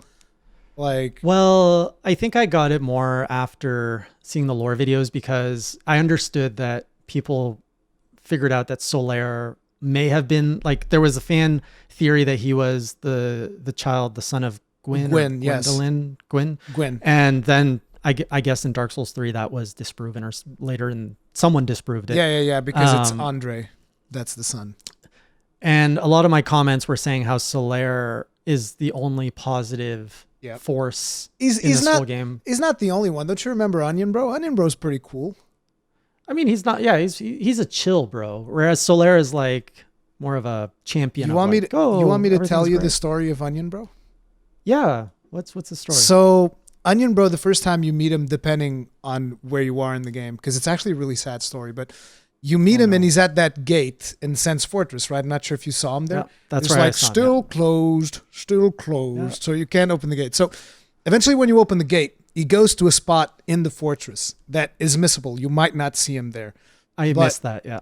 So he's in a spot in the fortress, and when you meet him, it's like the rocks are falling down, the little spin boulders, and he's like, "Oh, I can't move. If I go there, my head will certainly spin." Like he gives you these good vibes, right? And then you flip the stones. It's like, "Oh, he disappears," and then you meet him later in Orlando. I met him there. So you met him in Orlando again? Okay. So in Orlando, he's in that room where there's like a bunch of silver knights and stuff. And he's like, "Oh, I'm formulating a strategy." Then you go in there and you kill all of them. "Oh my God, I can't believe you did that." Blah, blah, blah. Then eventually you meet him again at like the Firelink Shrine, and he gives you a miracle. Yeah, I met him there, and he's like, "I'm about to go down." Like, I think he was going to go to New Londo. Yes. No. Blighttown. Oh, yeah, he didn't specify. He's just, exactly. He just said, I'm going to go down. Yeah. So later, that place that you fell into where they guided you in the Izalith ruins and you fell into it. Yeah. That place is where you find him next. And he is like trying to do something. And there's like those Chaos Eaters, those monsters with the spinny teeth on top. The ones that look like octopus, yellow octopus things. Oh, yes. I think I remember those. Yes. Yeah. So those are called Chaos Eaters. And he's down there. And the idea is that he helps you to kill the Chaos Eaters that are down there. And then he's like, "Oh, you've done fantastic, my friend. Thank you so much." And then he like gives you a ring or something. Then at some point you're in the the Duke's archives. And you meet another character that also has the Unbrew armor. Did you meet her? No, did not meet her. Okay, so she's inside like one of those golems like Dusk. Okay. And she is the daughter of Siegmeyer, who's Onion Bro. And so she tells you, "I'm looking for my father. I'm sure that he's gotten like into trouble or something. But basically, if you do all of this in the right sequence, eventually you go to an area that you've never been to, which is called the Great Hollow. And you descend all the way down, you get to see like the big arch trees that are like the foundation of the world and whatnot. There's a bunch of lore about the big arch trees. And what you find is that he died. Oh no. Siegmeyer dies. He was like trying to find his way to do something, and he ended up there and he died. And then his daughter is there and she's like all sad because he's dead. Oh no. Yeah, so it's like But I mean, everybody dies in this game, so every NPC is like a thing like that. Did people tell you how you can avoid Solaire from going insane? Because I know he went insane in your playthrough. Yeah, it's so convoluted. You need like 30 humanity to unlock. Oh, you give it to the spider's sister. Yeah. So I met her, so I knew where she was. And then that opens the door, and then you can kill the bugs before Solaire gets there. Yeah, exactly. Which and then he helps in the final boss. Can help you in the final. I mean, help is a strong word. Solaire doesn't actually help all them. I mean, I think in the remaster they buffed them a lot, but like back in the day on PlayStation 3, Solaire, I'm sorry, he was pretty much useless in most of the fights that he was in. He helped me with I've only summoned him for Ornstein and Smoo. Smo and Ornstein? Smo. Yeah, yes. It was super bad if you summoned him back in the day, because basically every time you summon an NPC or a player, it increases the boss's health. I don't remember by how much percent. Oh, and he would deal like no damage, and then he would die, and he'd be useless. Right. Okay. Well, at least he's a distraction. Even as a distraction, he wasn't great. I do have one question. Go for it. Early on, I met this like chunky bro cleric guy standing in the Firelink Shrine, just like near the elevator that takes you to the bell tower. And he's kind of a jerk. He's an asshole. Then at one point, well, I keep it classy. At one point, there's a lady with two knights who shows up. Oh, wait, no, I do know what happened to her. She ended up in the giant's tomb. Yes. And the two knights got possessed. They went hollow. Is there more to that? Like, because that I had a lot of curiosity around that group, and I couldn't figure out how to like get more insights into that group. What happens is, if you save her, she eventually goes back to the chapel. That chapel where you beat one of the big like knights with the big shield. You remember? Those are called Baronique knights. Not the dancer. No. So she goes back to that chapel and she just kind of hangs out there. The problem is, if you don't kill Petrus eventually kills her. Is Petrus the jerk? Yeah, Petrus is the jerk. He'll kill her. Okay. Why? He's to protect her. Because what happens is, like, if you pay attention to that story and if you keep coming back to him, is like you find out that Petrus went down there with them. Because there's a point in time where you go to Firelink Shrine, there's nobody there. So Petrus went down there with them, but at the first sign of danger, he ran away like a coward. And then he couldn't live with the fact that he was so upset with the fact that he was a coward that it was like, okay, there's no way that she made it out alive. She's clearly been possessed or something. I don't remember if that's what it is, but like basically he goes insane and he kills her. Oh, geez. Yeah, so and all the NPCs. Usually what I would do is like if I would play through that storyline and I wanted to get the miracles, because she sells you very powerful miracles for faith builds, I would usually kill Petrus so that he wouldn't kill her. Like after that thing, I just go in there and I just kill him. Like screw him. I don't like him. I always look at his first interaction with you. Like if you spam like interact with him, eventually he gives you a coin and tells you to go away. And I always figured that interaction is like he just kind of like throws a coin and just like, get the hell away from me. Just like throws a coin like you're a beggar or something, like get the hell away from me. Yeah. Ah, man, I hated that guy. I don't know how I didn't like after I killed the Crestfallen, I didn't want to kill anyone else because I'm like, whoops, that was a mistake. And when I played Dark Souls, like when I attempted it for the first time, like years ago on the PS3, I had killed the merchant in the town. That's all right. I think he drops a katana or something. Yep, an uchi katana. But at the time I killed the merchant, I'm like, oh no, I lost my only like vendor, and I thought I had screwed up. No, it doesn't matter though. The only thing is that he also gives you like the bottomless box, which at the time on PlayStation 3, that was actually important. But ever since they just removed, you can just have everything on your person, the bottomless box is not as important. but he also gave you like the soapstone to drop signs on the ground to tell people, to troll people into walking off of cliffs and stuff like that. Or to highlight the amazing chests that are coming of course. So all these NPCs in this world, they're all humans. Are they all like trying to do the pilgrimage, or are like, I assume everyone in this world, like, why are they there? Are they living and trying to do something? Like, I understand Solaire is on the same quest as we are. Is everybody on the same quest as we are, or no, are some people just doing not things? everybody is the chosen undead. Like, people have different motivations for being there. So like, for instance, the group that you encounter, they're trying to figure out the secret of the Rite of Kindling. So if you remember, you kill that demon thing that has like the 3 faces. You get an item that's called the Rite. Yeah, Pinwheel. You get an item that's called the Rite of Kindling, and that enables you to kindle the bonfire beyond 15. Plus 10. I don't remember. Yeah. You basically can get to 20 Estus flasks on everything, and so that's what they were looking for. They were trying to go down there to look for the Rite of Kindling. But by the time they get to that point, you already figured it out and you already have it because you already killed the Pinwheel demon. So like every character has like their own thing. Like, you probably met Lautrec? Did he kill the firekeeper, or did you kill him? Was he the one in the barrel who was going to get cooked in the? No, that is Laurentius. He's the pyromancer. The guy who teaches you fire. Yeah. That was cool too when fire was good, but I wasn't running a faith build, so that became useless kind of fast. Actually, fire is not faith. Fire is just your humanity.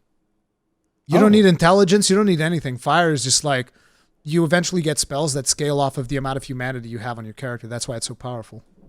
Oh, I had no idea about that. Yeah, see? Different builds. Because I like throwing fireballs. That was very sad. Like the slimes, I'm just like, boom. Yeah. So, you get way more powerful fire spells. Like, there's some really broken fire spells later down the line. But like, so Lautrec was the one that was in banana-looking armor. You remember him? He's got like 2 scythe-looking things. No, it doesn't ring. Where do you meet him? You initially meet him before the Gargoyles, but basically if you don't do anything, he eventually just kills the Firekeeper in Firelink Shrine. Oh yes, yeah, and then you get your revenge before Ornstein. Yes, you can go. You can invade him there. He did kill your Firekeeper then. Yes, he did. I was so upset because that was like I was trying to like form a bond with the Firelink Shrine. I'm like, this is my safe place. This is my bond. And then I'm like going, and I'm like, oh my god, I don't even get a bonfire here anymore. What is up with this? And I was so demoralized when they took because at this point, like, bonfires were so important to me. Like, I was clinging to them, and they took away my safest bonfire, and I'm like, the stupid game, screw you for taking my safe I feel place. like that's such a genius move of them to like, because you identified very quickly Firelink Shrine, oh, this is the safest place in this game, I'm super safe when I'm here, and then they're like, we're just going to take this away from you. There is no safety anywhere. From a design perspective, it's brilliant from a design perspective. I can appreciate that. But as a player, it's scary. Luckily enough, because I had played Demon Souls and I knew that there were NPCs that would kill other NPCs, when I initially saw Lautrec the very first time that I played, I was just like, nah, you're up to, I'm killing you. You're up to no good, dude. Like, you don't sound trustworthy at all. So I killed him. And in my first playthrough, I never had the Firekeeper die. But it's interesting because you learn more about the Firekeeper if you then bring her soul back and she like repopulates the fire. It's really cool. Yeah, actually, I'd have to say after the Ornstein and I'm keep saying it wrong, Smo. Oh, you said it right that time. After that fight, I think that is the fight that actually gives you the most. Like, you get a massive story progression. You get you get the key item, which like is a turning point in the game because you can teleport. and you get the ability to warp as well. And if you were like me, I returned the soul to the Firekeeper before that fight. So that's all. It's just you get the warp, which is what I would consider one of the biggest rewards in the game. Yeah, where they're like, hey, you don't have to like run everywhere now. Like, that was the best reward. Yeah, it is. It's really good. And it's like, I feel like they realize that, which is why they just kind of like give you teleport, and all of the other ones, all of the other Souls games are just like, you can just teleport anywhere pretty much. Oh, I mean, you're already running so much every time you die just to try to get back. Like, the teleport is just, it's a nice quality of life. And you had the improved teleport which had more locations, because like in the original game, you didn't have as many locations that you could teleport to. You had very limited number of locations that you were able to teleport to. Yeah, I was surprised how generous they were with the tele. I'm like, I would have expected them to like give me maybe Firelink Shrine and like 2 others. I'm that's actually kind of like what you got back in the day. So it's like we knew which teleports we needed to get so that when we would get the thing, we would be able to teleport to like a couple of different spots. It was mostly like Covenant leaders. You didn't even experience the Covenants that much, probably, I would imagine. I didn't understand the Covenant system at all. People are like, do you want to do a Covenant? I was like, what the heck's a Covenant? And I'd oftentimes just say yes, but I'm like, why am I saying yes to this? Like, am I pledging my allegiance to you? Can I pledge my allegiance to like all of you? No, you only ever have one Covenant at any given time. It was mostly like a multiplayer type thing. So like the Solaire's Covenant was like the Sun Bros. That would be about you doing cooperation with other players. Your character would actually become grossly incandescent every time you would be summoned. Oh. So you'd become like Solaire whenever you summon Solaire, is like all orange and glowy, different from the other ones. Then there would be like the Forest Covenant, which I think you joined. Or did you cancel? No, you canceled out of that one because I think I was watching your stream. You were talking to Alvina. The cat? Yeah, the cat. you were talking to Alvina. And then you said no, and she was like, "Well, get out of here then if you're not going to join my covenant." But yeah, I think I missed the question. Yeah. So one of the cons on Dark Souls design is they and this is probably as a streamer that's a downside. I would sometimes miss the question, and then I'm stuck with the screen that's yes or no. I was like, shit, what's the question? So like, as like from a design perspective, I would say they should have the question above the yes or no for those who may have missed, so that you can reflect on the question at least or reread it. I mean, it's not like it was going to help you anyway. She's like, you want to join my covenant? It's like, that's the question. Like, that's it. Yeah.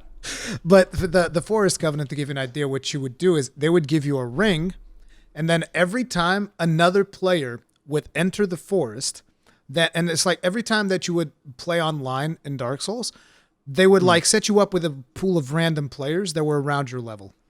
So like it would just pick random players throughout the world, and you would all be like placed in the same server, kind of. And it was all peer-to-peer, so it's not super complicated. But basically the idea was players that would be around your level, they would go into the forest, and they would not be a part of the Forest Covenant, and they would kill like one of those hunters that is there. Your ring would activate and would summon you to invade the world of that player to go kill them and punish them for trespassing on the forest. Wow. So, and there was a bunch of stuff like that. Did you really like that? Like, so I didn't experience PvP because I have a very trolly chat that would have invaded me every chance they can. Yeah. How did you enjoy the PvP experience of Dark Souls? Because that's one aspect I did not experience. I was not, you're asking the wrong person. I was not a big PvPer, mostly because it was plagued with lag. And it's like, whether or not you were going to have a good match would very much depend on whether or not the players would be willing to be honorable and not do cheesy stuff that can be exploited. So like, to give you an idea, you can be facing a player head on and you would go straight up to their face and be attacking them from the front. And then suddenly they're behind you, backstabbing you because of lag. And you're just like, oh yeah, that's not fun. So it's like, so at that point, it's like, I never took it too seriously because it was all peer to peer. And then obviously there were people that were so sweaty that they would actually have like lag switches and stuff to make it even. Yeah. There were like some really sweaty people, and to the point where it's like, there's not even that much. I guess there is a little bit of a penalty, but there would be people that would just like straight up disconnect themselves from the internet when they got invaded. There was a lot of that, and on PC specifically, there were because like on PC obviously there's exploits and stuff, so there would be people that would actually like corrupt your save file by dropping like hacked items. Yeah, there was some really gnarly stuff that happened on the PC side of things that was kind of disappointing. But it's like in certain situations I liked it because I always thought that it was cool that there's a potential for another player to just invade me and destroy me. I like that rush of adrenaline. So a lot of times I would play with online just so that I would be invaded. And sometimes I'd win, sometimes I'd lose. But I never took it too seriously to the point where it's like, oh yeah, I've got to, min-max my character to just be like PvP and all of these things. There were some fun events that I had with PvP, and I still remember them fondly, but I never took it too seriously. But it's an extra bonus on top that I find kind of cool. Okay. Yeah. I've never been strong or good at PvP, which is maybe why I don't like seek it out or wanted to. But like I'm not a great player at anything specifically, which is like I never say I'm good, and people seem to forget. Like chat are like, I can't believe how equally lucky or good Jay is as he is bad. Some people are like, oh, he's good. Oh wait, why is he this bad? And I'm like, I've never said I was good. I think I'm just lucky. Perseverance is my strength. There you go. That's one of my strengths as well. It's just perseverance. You just keep going, just keep pushing your head against it. But it's like at the end of the day, I just hope that eventually you do revisit it. But if you don't like it, I think that's fine. Like most people are like, oh, I can't believe he didn't like this thing or he didn't like that thing. I'm like, yeah. It's fine. As long as people give it an honest shot, I think it's fine. If they don't like a game, it's whatever. It's not the end of the world. Yeah, and the thing is, it's all about having respectful opinions. Just because, I like it less than you doesn't invalidate your opinion, I'm not saying like, oh, this is a bad game. It's like a 5 out of 10 game. It's just not a game that resonates with what I enjoy from video games. And that's it. I'm still very curious to see your reaction when you do revisit it, because that I think is going to be much more interesting because now that you know how the game works, you're going to be more comfortable in like exploring and stuff like that. And I think that will be an interesting thing to see. But like out of all of the Souls games, I think the one that I would recommend the most to you is probably Sekiro. I think Sekiro is probably the one you'll enjoy the most, if any at all. That was kind of my intro to Soulsborne, that I like gave it the best shot because I love like medieval like Japanese stuff, like mythology and like the whole samurai thing. And I remember like just hating the fact that like everything respawned after I died. But I played Jedi Fallen Order and I loved that game, and that kind of had like that very soft Soulsborne mechanic of everything respawning, and I was okay with that because I got good. So with Sekiro, I'm really curious to retry it with just having a deeper appreciation of the genre and having a more, I think, experienced play style in that genre. I think it'll be night and day. Yeah. One of the things that I recommend, I actually have a beginner's guide for Sekiro where I kind of like play a very small part of the very first section of the game to kind of like tell people like some of the basic mechanics, things that you can kind of like exploit on enemies, which are not an exploit, like it's intended for you to play that way. Because Sekiro is very different. Souls is kind of like you're just exploring and you face things head on. And Sekiro is not like that. Sekiro, you're supposed to like, oh, let me get on this rooftop and then just like backstab someone before the fight even starts. That's what you're supposed to do in Sekiro. And there were a lot of people that were struggling with it. And once they saw that video, it was like, okay, now I get it. Now this is different. This is not Souls. I'm not supposed to tackle everything head on. You can, but you probably shouldn't. I remember an early part in the game that there's a fort with a samurai leader and like maybe 10 of his soldiers. And I do remember like sneaking around to like whittle down the soldiers so that I take on the leader like one-on-one. And before even taking him on, you backstab him. So you bring his health down to like a half. And then you do the fight one-on-one. And like, I'm like, oh, this is great. But then the downside is when you die, you have to redo the whole thing again, which I'm like, okay, this is getting tedious. Yeah. Like before, as with everything, practice makes perfect. That's the thing. It's repetition. I know we're maybe running. I don't know what the time limit is, but I do want to hear your thought on because we are getting close to a new Soulsborne game coming out with Elden Ring. Yeah. Do we know anything about that? Like I'm starting to like pay more attention to that because I know that there's a lot of hype, but I hear it's an open world game. Might be a little bit easier. So to pull in a little bit more of an audience. But is there anything else like that we know about this game? Like, I mean, that is relevant to it. We know a lot about the game at this point. Like we already know that it's, again, you're going to be able to create your character because it's always a question that people have because they'll see like a pre-made character and they're like, oh, can you create a character? Yeah, you can create a character in Elden Ring. We know that there's going to be different builds and weapons just like you have in Dark Souls. So kind of like very similar to that. We know there's going to be special skills, which is something that you didn't have in Dark Souls. You have it in Dark Souls 3. But it's like you're going to be able to equip like a special skill that will use like mana, and then you'll be able to do special attacks using those special skills. There's going to be these summon things that you'll be able to do, which are different from traditional summons, because like you'll be able to summon Solaire, right, in Dark Souls. In there, it's different, like, because summons are actually, they're almost like Pokemon. You just have them like in your back pocket, and you're like, okay, I'm going to summon these guys to help me, and it costs mana. Okay. And some of them will do different things. Like there was a summon that they talked about, which is like a mob of 6 monsters, just creates chaos for you to explore. There's another one that will be like an archer that you can summon that will shoot enemies from afar. There's also co-op. You're going to have a horse to traverse the open world, which you're able to pretty much summon on a dime, and it's really fun to, transit.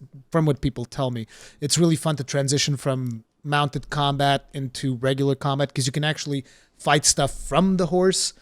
Yeah, there's so go ahead. As a longtime Soulsborne fan, like this game is made for you, I assume. How do you feel? Like, how do you feel right now as a fan of Elden Ring coming out? Like, I want to hear, now that I think I can understand a little bit more of the community, like how big of a deal is this for you, the Elden Ring? Oh, it's friggin' huge. Like, but that's the thing. Literally anything that Miyazaki works on is going to be huge for me, but particularly whenever it's not Dark Souls. Do you understand what I'm saying? Because here's one thing that a lot of people still don't understand. Because like I always see people asking, "Oh, I want Dark Souls 4. I want Bloodborne 2." I don't want those things. I never even wanted Dark Souls 2, which it didn't surprise me that eventually Dark Souls 2, wasn't that great. Because From Software is amazing when they're developing new IP. So like Dark Souls, Bloodborne, Sekiro, outstanding. Dark Souls 3 is also good. It's really good. I like it a lot. But it's like, it's not nearly as good as Bloodborne or Sekiro. And so the thing about Elden Ring is that, again, it's new IP. And that's what they do best, is when they go after new IP and they try different things, and they're not like constricted by like, oh, I have to, respect the things that came before in Dark Souls 1 and Dark Souls 2 and whatever. It's like, no, I can just balls to the walls. Let's get friggin' George R. Martin. That guy made like the books, right? The Game of Thrones. Yeah. That guy's good at writing things. Bring him on. Let's do that. It's like, I love when they experiment and they do crazy stuff. Like I even played a bit of Durasane. I'm not sure if you know about that. No. Durasane is a PlayStation VR game that From Software did. And I thought it was cool, but me and VR games, I don't know, I got burned out on VR because I feel like the technology is not there yet. But I thought Durasane was pretty cool. But Durasane is like completely different from literally anything that they've ever done. It has nothing to do with Dark Souls. But I just like the stuff that From Software works on, because I feel like they put in really good effort, and usually it translates to really good games. Okay, so you're just expecting, like, once again, another like, you know the experience you're going to get, but you don't know anything about the game. So you just know that the experience is going to be a similar feeling. Think of it like this. The reason most people in the Souls community will tell you not to look up guides or playthroughs of Souls games is because you only have that blind playthrough once. So like, I would love to be able to like completely forget everything that I know about Dark Souls, to have that blind playthrough all over again, because it is very magical to look around the corner and not know what's coming. And after you've done it once, you know exactly what's coming. Okay, so on this corner, there's this monster, there's that monster. I can parry this thing here, attack that thing there, and do all. You know exactly what you're doing. You can even plan out your route to the point. Like, at least this is the way that I would play Dark Souls, right? I'd be like, okay, so early on in the game, I'm going to go to this location. I'm going to pick up this weapon. This weapon will hold me over until I get to this boss, at which point I'll craft this other weapon, and then I'll get the other weapon. It's like all the way down to the final weapon that you want to have, and to get the items that you need to fully upgrade it and decide which armor you want to have. All of these things, you'll know it. And to experience one of those blind is a once in a lifetime opportunity, which can be amazing, or it can be Dark Souls 2, which I was hoping that it would end much sooner than it friggin' did, because that game did not end. So considering the importance of the first playthrough here as a fan, is streaming on the table for you and as a content creator? Do you want to stream this? I've thought about it, and it's like, I'm still not sure if I'm going to record or stream it. I'll tell you what, if I wasn't a content creator, I think that I would enjoy the game way more. 100% I would enjoy the game more if I was not a content creator. But being a content creator, difficult decision for you. It's not a difficult decision, because if I stream it, I'm not going to look at chat. I've already said I'm not looking at chat at all. Because Unfortunately, what happens is there's always leaks, and even with my Dark Souls 2 playthrough in particular, it was very frustrating because a guide came out for the game before the game was out, and a lot of people, because they knew, Dark Souls is this really hard game, a lot of people read the guide, and then they would be commenting on my videos that I was recording, and they would be telling me, oh my God, I can't believe you missed this thing. How bad are you? You're supposed to be a Souls veteran. It's like, I'm literally playing this game blind. You've read this manual and you're pointing out things that I missed. You understand how messed up that is. So that comment section was very frustrating. But like, I basically decided that if I do stream like a new Souls game, the way that I do it is I just don't look at chat. But usually what I've done for every game since then, I just pre-record it, because usually I can get like early access. And if I get that, I usually just pre-record it and I upload it, and then I don't even worry too much about it. But usually I don't even go through the comments until I'm finished with the game, to kind of keep the experience as pure as possible. And you know, it was very frustrating in Bloodborne because I missed an entire whole area that was huge, and I just missed that whole area and finished the game. And then everybody's just like slamming me. I can't believe you haven't been to this place. And I was like, oh no. But that's the appeal. That's the whole appeal to this. Exactly. Right? Because you can then go back and you can do those areas that you missed, which is always interesting. Right. Well, I hope, as someone who appreciates, are you going to play Elden Ring? Side, I don't know. Like, I don't know where I am on the Soulsborne. So I'm only like 1 foot in with Dark Souls. Yeah. But now Dark Souls 3 is going to give me a little bit more perspective. And then I think Bloodborne is going to give me a different perspective. And then Sekiro is there too. Like, I own these games. So there's no like investment risk on my end. But it's all about broadening my horizons. So I'm all about like discovery. I just like to discover. So when is Elden Ring coming out? Next year? Elden Ring is the 25th of February. Got delayed 1 month. It was supposed to be January, but now it's February. Okay. I mean, the timing lines up. There's like nothing this quarter that I want, so I'm like playing up my backlog and stuff. There's the only game that for me that kind of conflicts a little bit with it is Forbidden West Horizon. That's another franchise. I couldn't get it. I have. You haven't gotten into Horizon Zero Dawn either? No, that's one I'm going to revisit, because I played it right after Breath of the Wild, so I think I had a bit of fatigue with that like, genre. Yeah, that's hard. And I was like, what do you mean I can't break trees? But I think, and I'll also like, I don't think I appreciate the whole hunting robot monsters as much, and I'm like, maybe there's a lot.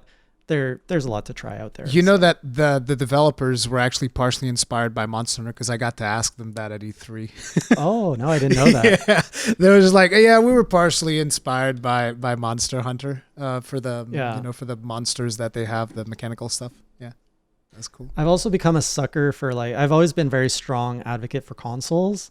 And as a streamer, I've realized the advantages of just like playing games on PC. Like, I think I can provide like just a better, I have more control over the quality that I stream. It's an easier setup for me too. Instead of like feeding in. You're using a single PC setup? Yeah, currently. Yeah. So I'm not going like max out. It has not yet. So people who watch my Dark Souls are going to say, it was bad. I found out there was a bad setting on that I fixed. And actually this past week I was finally playing on 60 frames per second smooth. So, and everything, like I've switched my Monster Hunter world to 60 frames per second now. So, you know, the fact that Horizon Zero Dawn is now on PC, the fact that God of War is coming to PC, like I'm just really excited about replaying, specifically like God of War I loved. I want to replay that on PC. Final Fantasy VII Remake, love that game. I want it to come back. I want to replay it, but I'm like, I'm not going to get a PS5. I don't have one. I don't want to get it because I'm just going to wait for that to come to PC at this point and just play it like fresh once again on PC. I see. So I'm like transitioning now from console to PC where I don't have to like buy everything again or worry about upgrading. It's just like, no, it's in my Steam library and it's going to be there for the next 20 years, hopefully. Yep. Pretty much. Steam library is more reliable than some of the backwards compatible stuff that we end up getting, but yeah. Yeah. But now that you know a little bit more about Dark Souls, did that change your opinion at all about it? You're still like, I still don't know about it. I still don't know. Like, it hasn't shut the door because as I've shared, I'm going to Dark Souls 3 next week to try it. I think I'm disappointed because I was like Monster Hunter turned into such a like a love of like, it was such a high, and to go from hating it to loving it, like that is such a 180.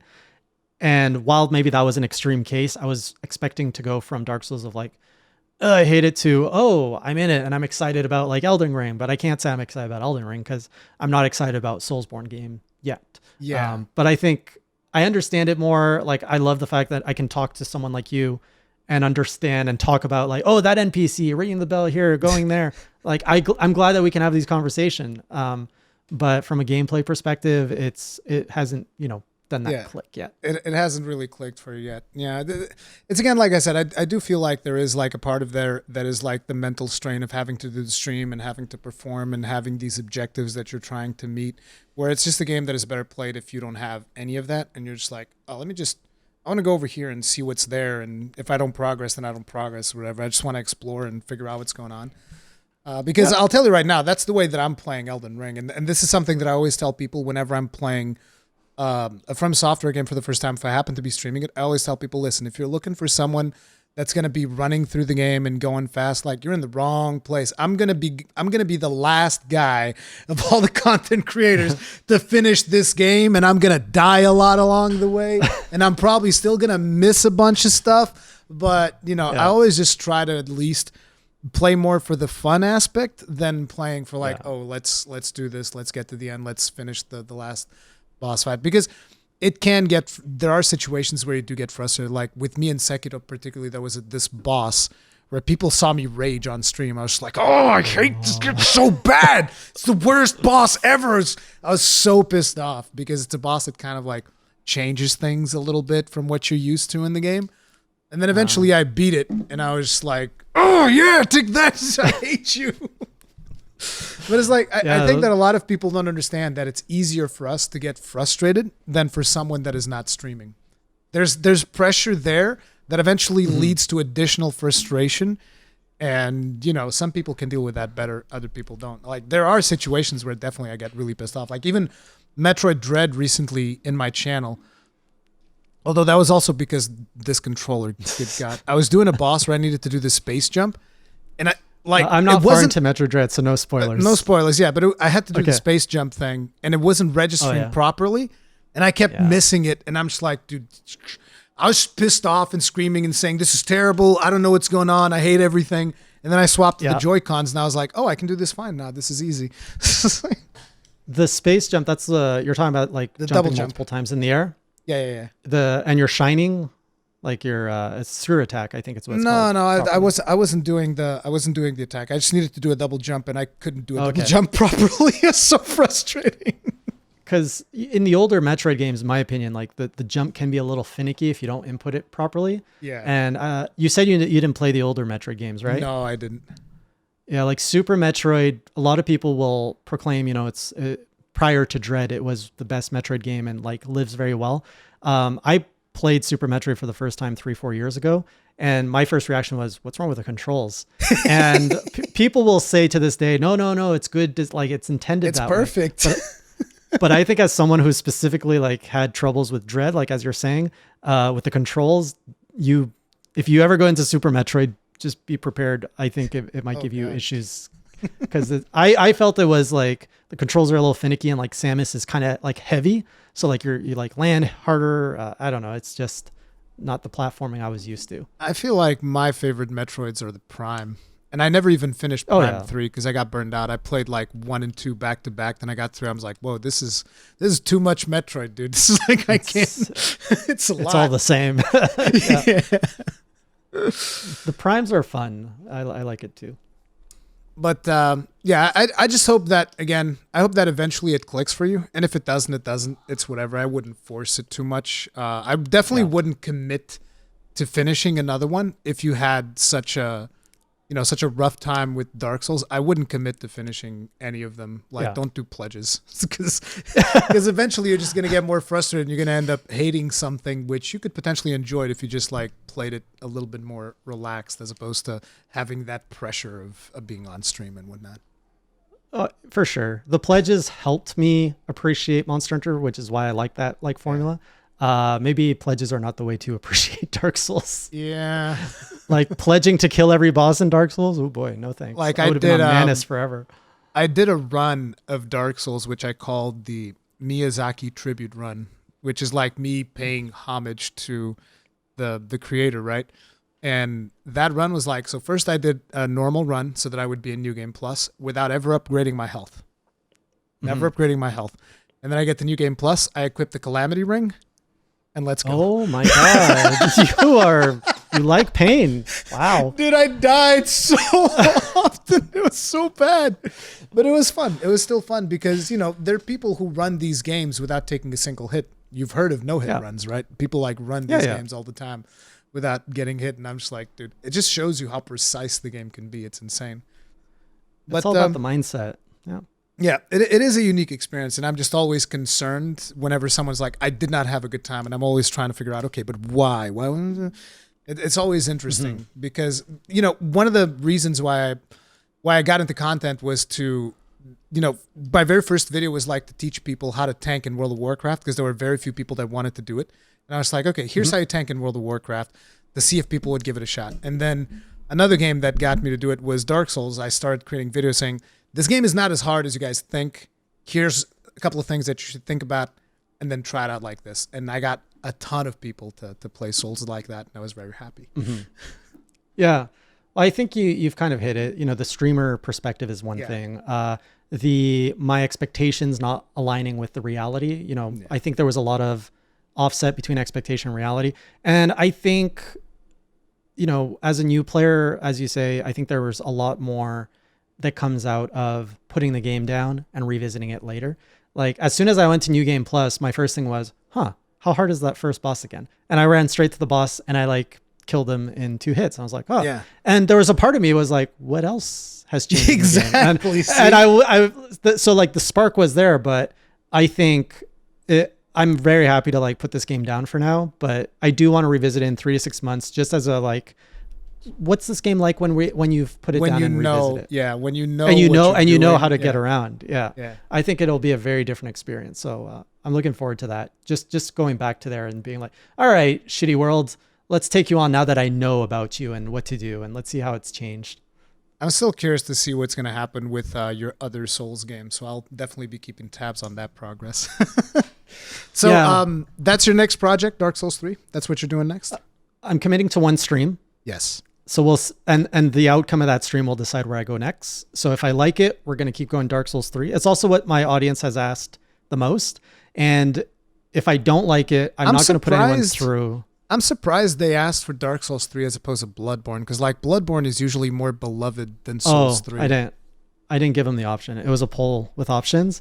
Some people said, "Where's the Bloodborne option?" See, if you had given them the option between Dark Souls 3 and Bloodborne, I'm 90% sure that they just go, no, Bloodborne. It's time for you to go Bloodborne. Yeah. So if Dark Souls 3 clicks more, I'm going to keep going that route. If it doesn't, I'm going to pause Soulsborne. I'm going to go Devil May Cry. See, that's the problem that I have with it. That's the problem that I have with it. Because I think you would be more benefited by going Bloodborne. I think you should give your community that choice. Okay, you guys voted Souls 3, but what if you had Bloodborne on the table? Because I think there's a high chance that Souls 3 will not click with you, whereas Bloodborne or Sekiro could potentially click. That's the thing. Okay, so you're saying if no click on Souls 3, don't abandon Soulsborne just yet. Go to Bloodborne before you dive into Devil May Cry. Yes, definitely. All right. Because Souls 1 is still fresh in your mind, so some of the mechanics will still be fresh. And I think that Bloodborne might gel more with you, especially because I think Bloodborne feels closer to Monster Hunter than any other Souls game. Okay. I'll take that advice. I mean, I got 2 weeks to sit on it and figure it out. Yeah. I've been eager for Devil May Cry, but I agree with you that I'd rather, if the skill sets are similar, I'd rather go in fresh while I've got Dark Souls, as much muscle memory as you can get out of that. As I have the mindset of a Soulsborne game. Just keep in mind that in Bloodborne, there are no shields. Everything is a parry with a gun. That sounds fantastic, honestly. It is. It's so satisfying. Because they even have this sound whenever you parry, go stung. Like there's a big sound. It's very visceral. The whole thing. It feels very satisfying when you figure it out. As a new player, what would be like the Rurikhan suggested pledge that you would? I know you're gonna say, "Oh, just play the game and have fun," but for like, Bloodborne, if there was, yeah, a pledge. If there was, so what to do. How does a pledge go? Like, do you have to commit to doing a certain amount of things? A pledge is usually a goal, and so then a goal the journey that you is set to get to the in goal. the game. Okay, but it has to be like an actual goal that will get you through the game, I would imagine. Yeah, ideal. So it could be just get to the credits. It could be get to the like. It shouldn't be a challenge if it's a first. Like I would not expect it to be like get through the game without a health upgrade on my first goal. Like, that's just not fun. Okay. So the pledge for Bloodborne, the pledge would be beat Murgo's wet nurse. Beat the wet nurse. No, I'll actually make it easier. So I'll give you an easier one. I'll give you like a checkpoint at a certain point of the game where like, okay, your pledge should be beat Amidala. And if you don't like the game by this point, you won't like it. Amidala or Amadala? I will copy paste it for you. Let me see here. This amygdala. I think it's called pronounced Amidala. That's like one of the big bosses that you have to deal with. So go ahead. Okay. Oh, amygdala? Amygdala, yeah. It's supposedly like a reference to a certain part of your brain. Right. Okay. So kill amygdala. Yeah, kill amygdala. That would be your pledge. And then come back and report. Okay. Yeah, I mean, I think that if you get to that point and you beat amygdala, I think that you'll probably want to finish the game. Okay. Yeah. That's good. I like going not understanding what the pledge is. I think that's sometimes the best or the worst. Like, let's put it like this. On the base game, I'm seeing 1, 2, 3, 4, 5, 6, 7, 8, 9, 10, 11, 12, 13, 14, 15, 16, 17 bosses. And this is like the 10th one or something like that. Oh, I like that. Very poetic number.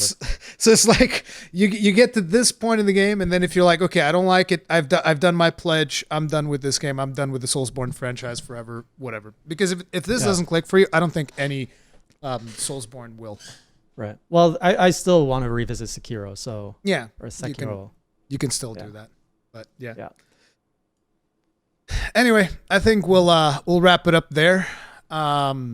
And I'm very curious to see your progress on Future Soulsborne. So your next one is going to be Dark Souls 3. So remember, there's going to be links to all of AJ's stuff in the description of this video. And any last words?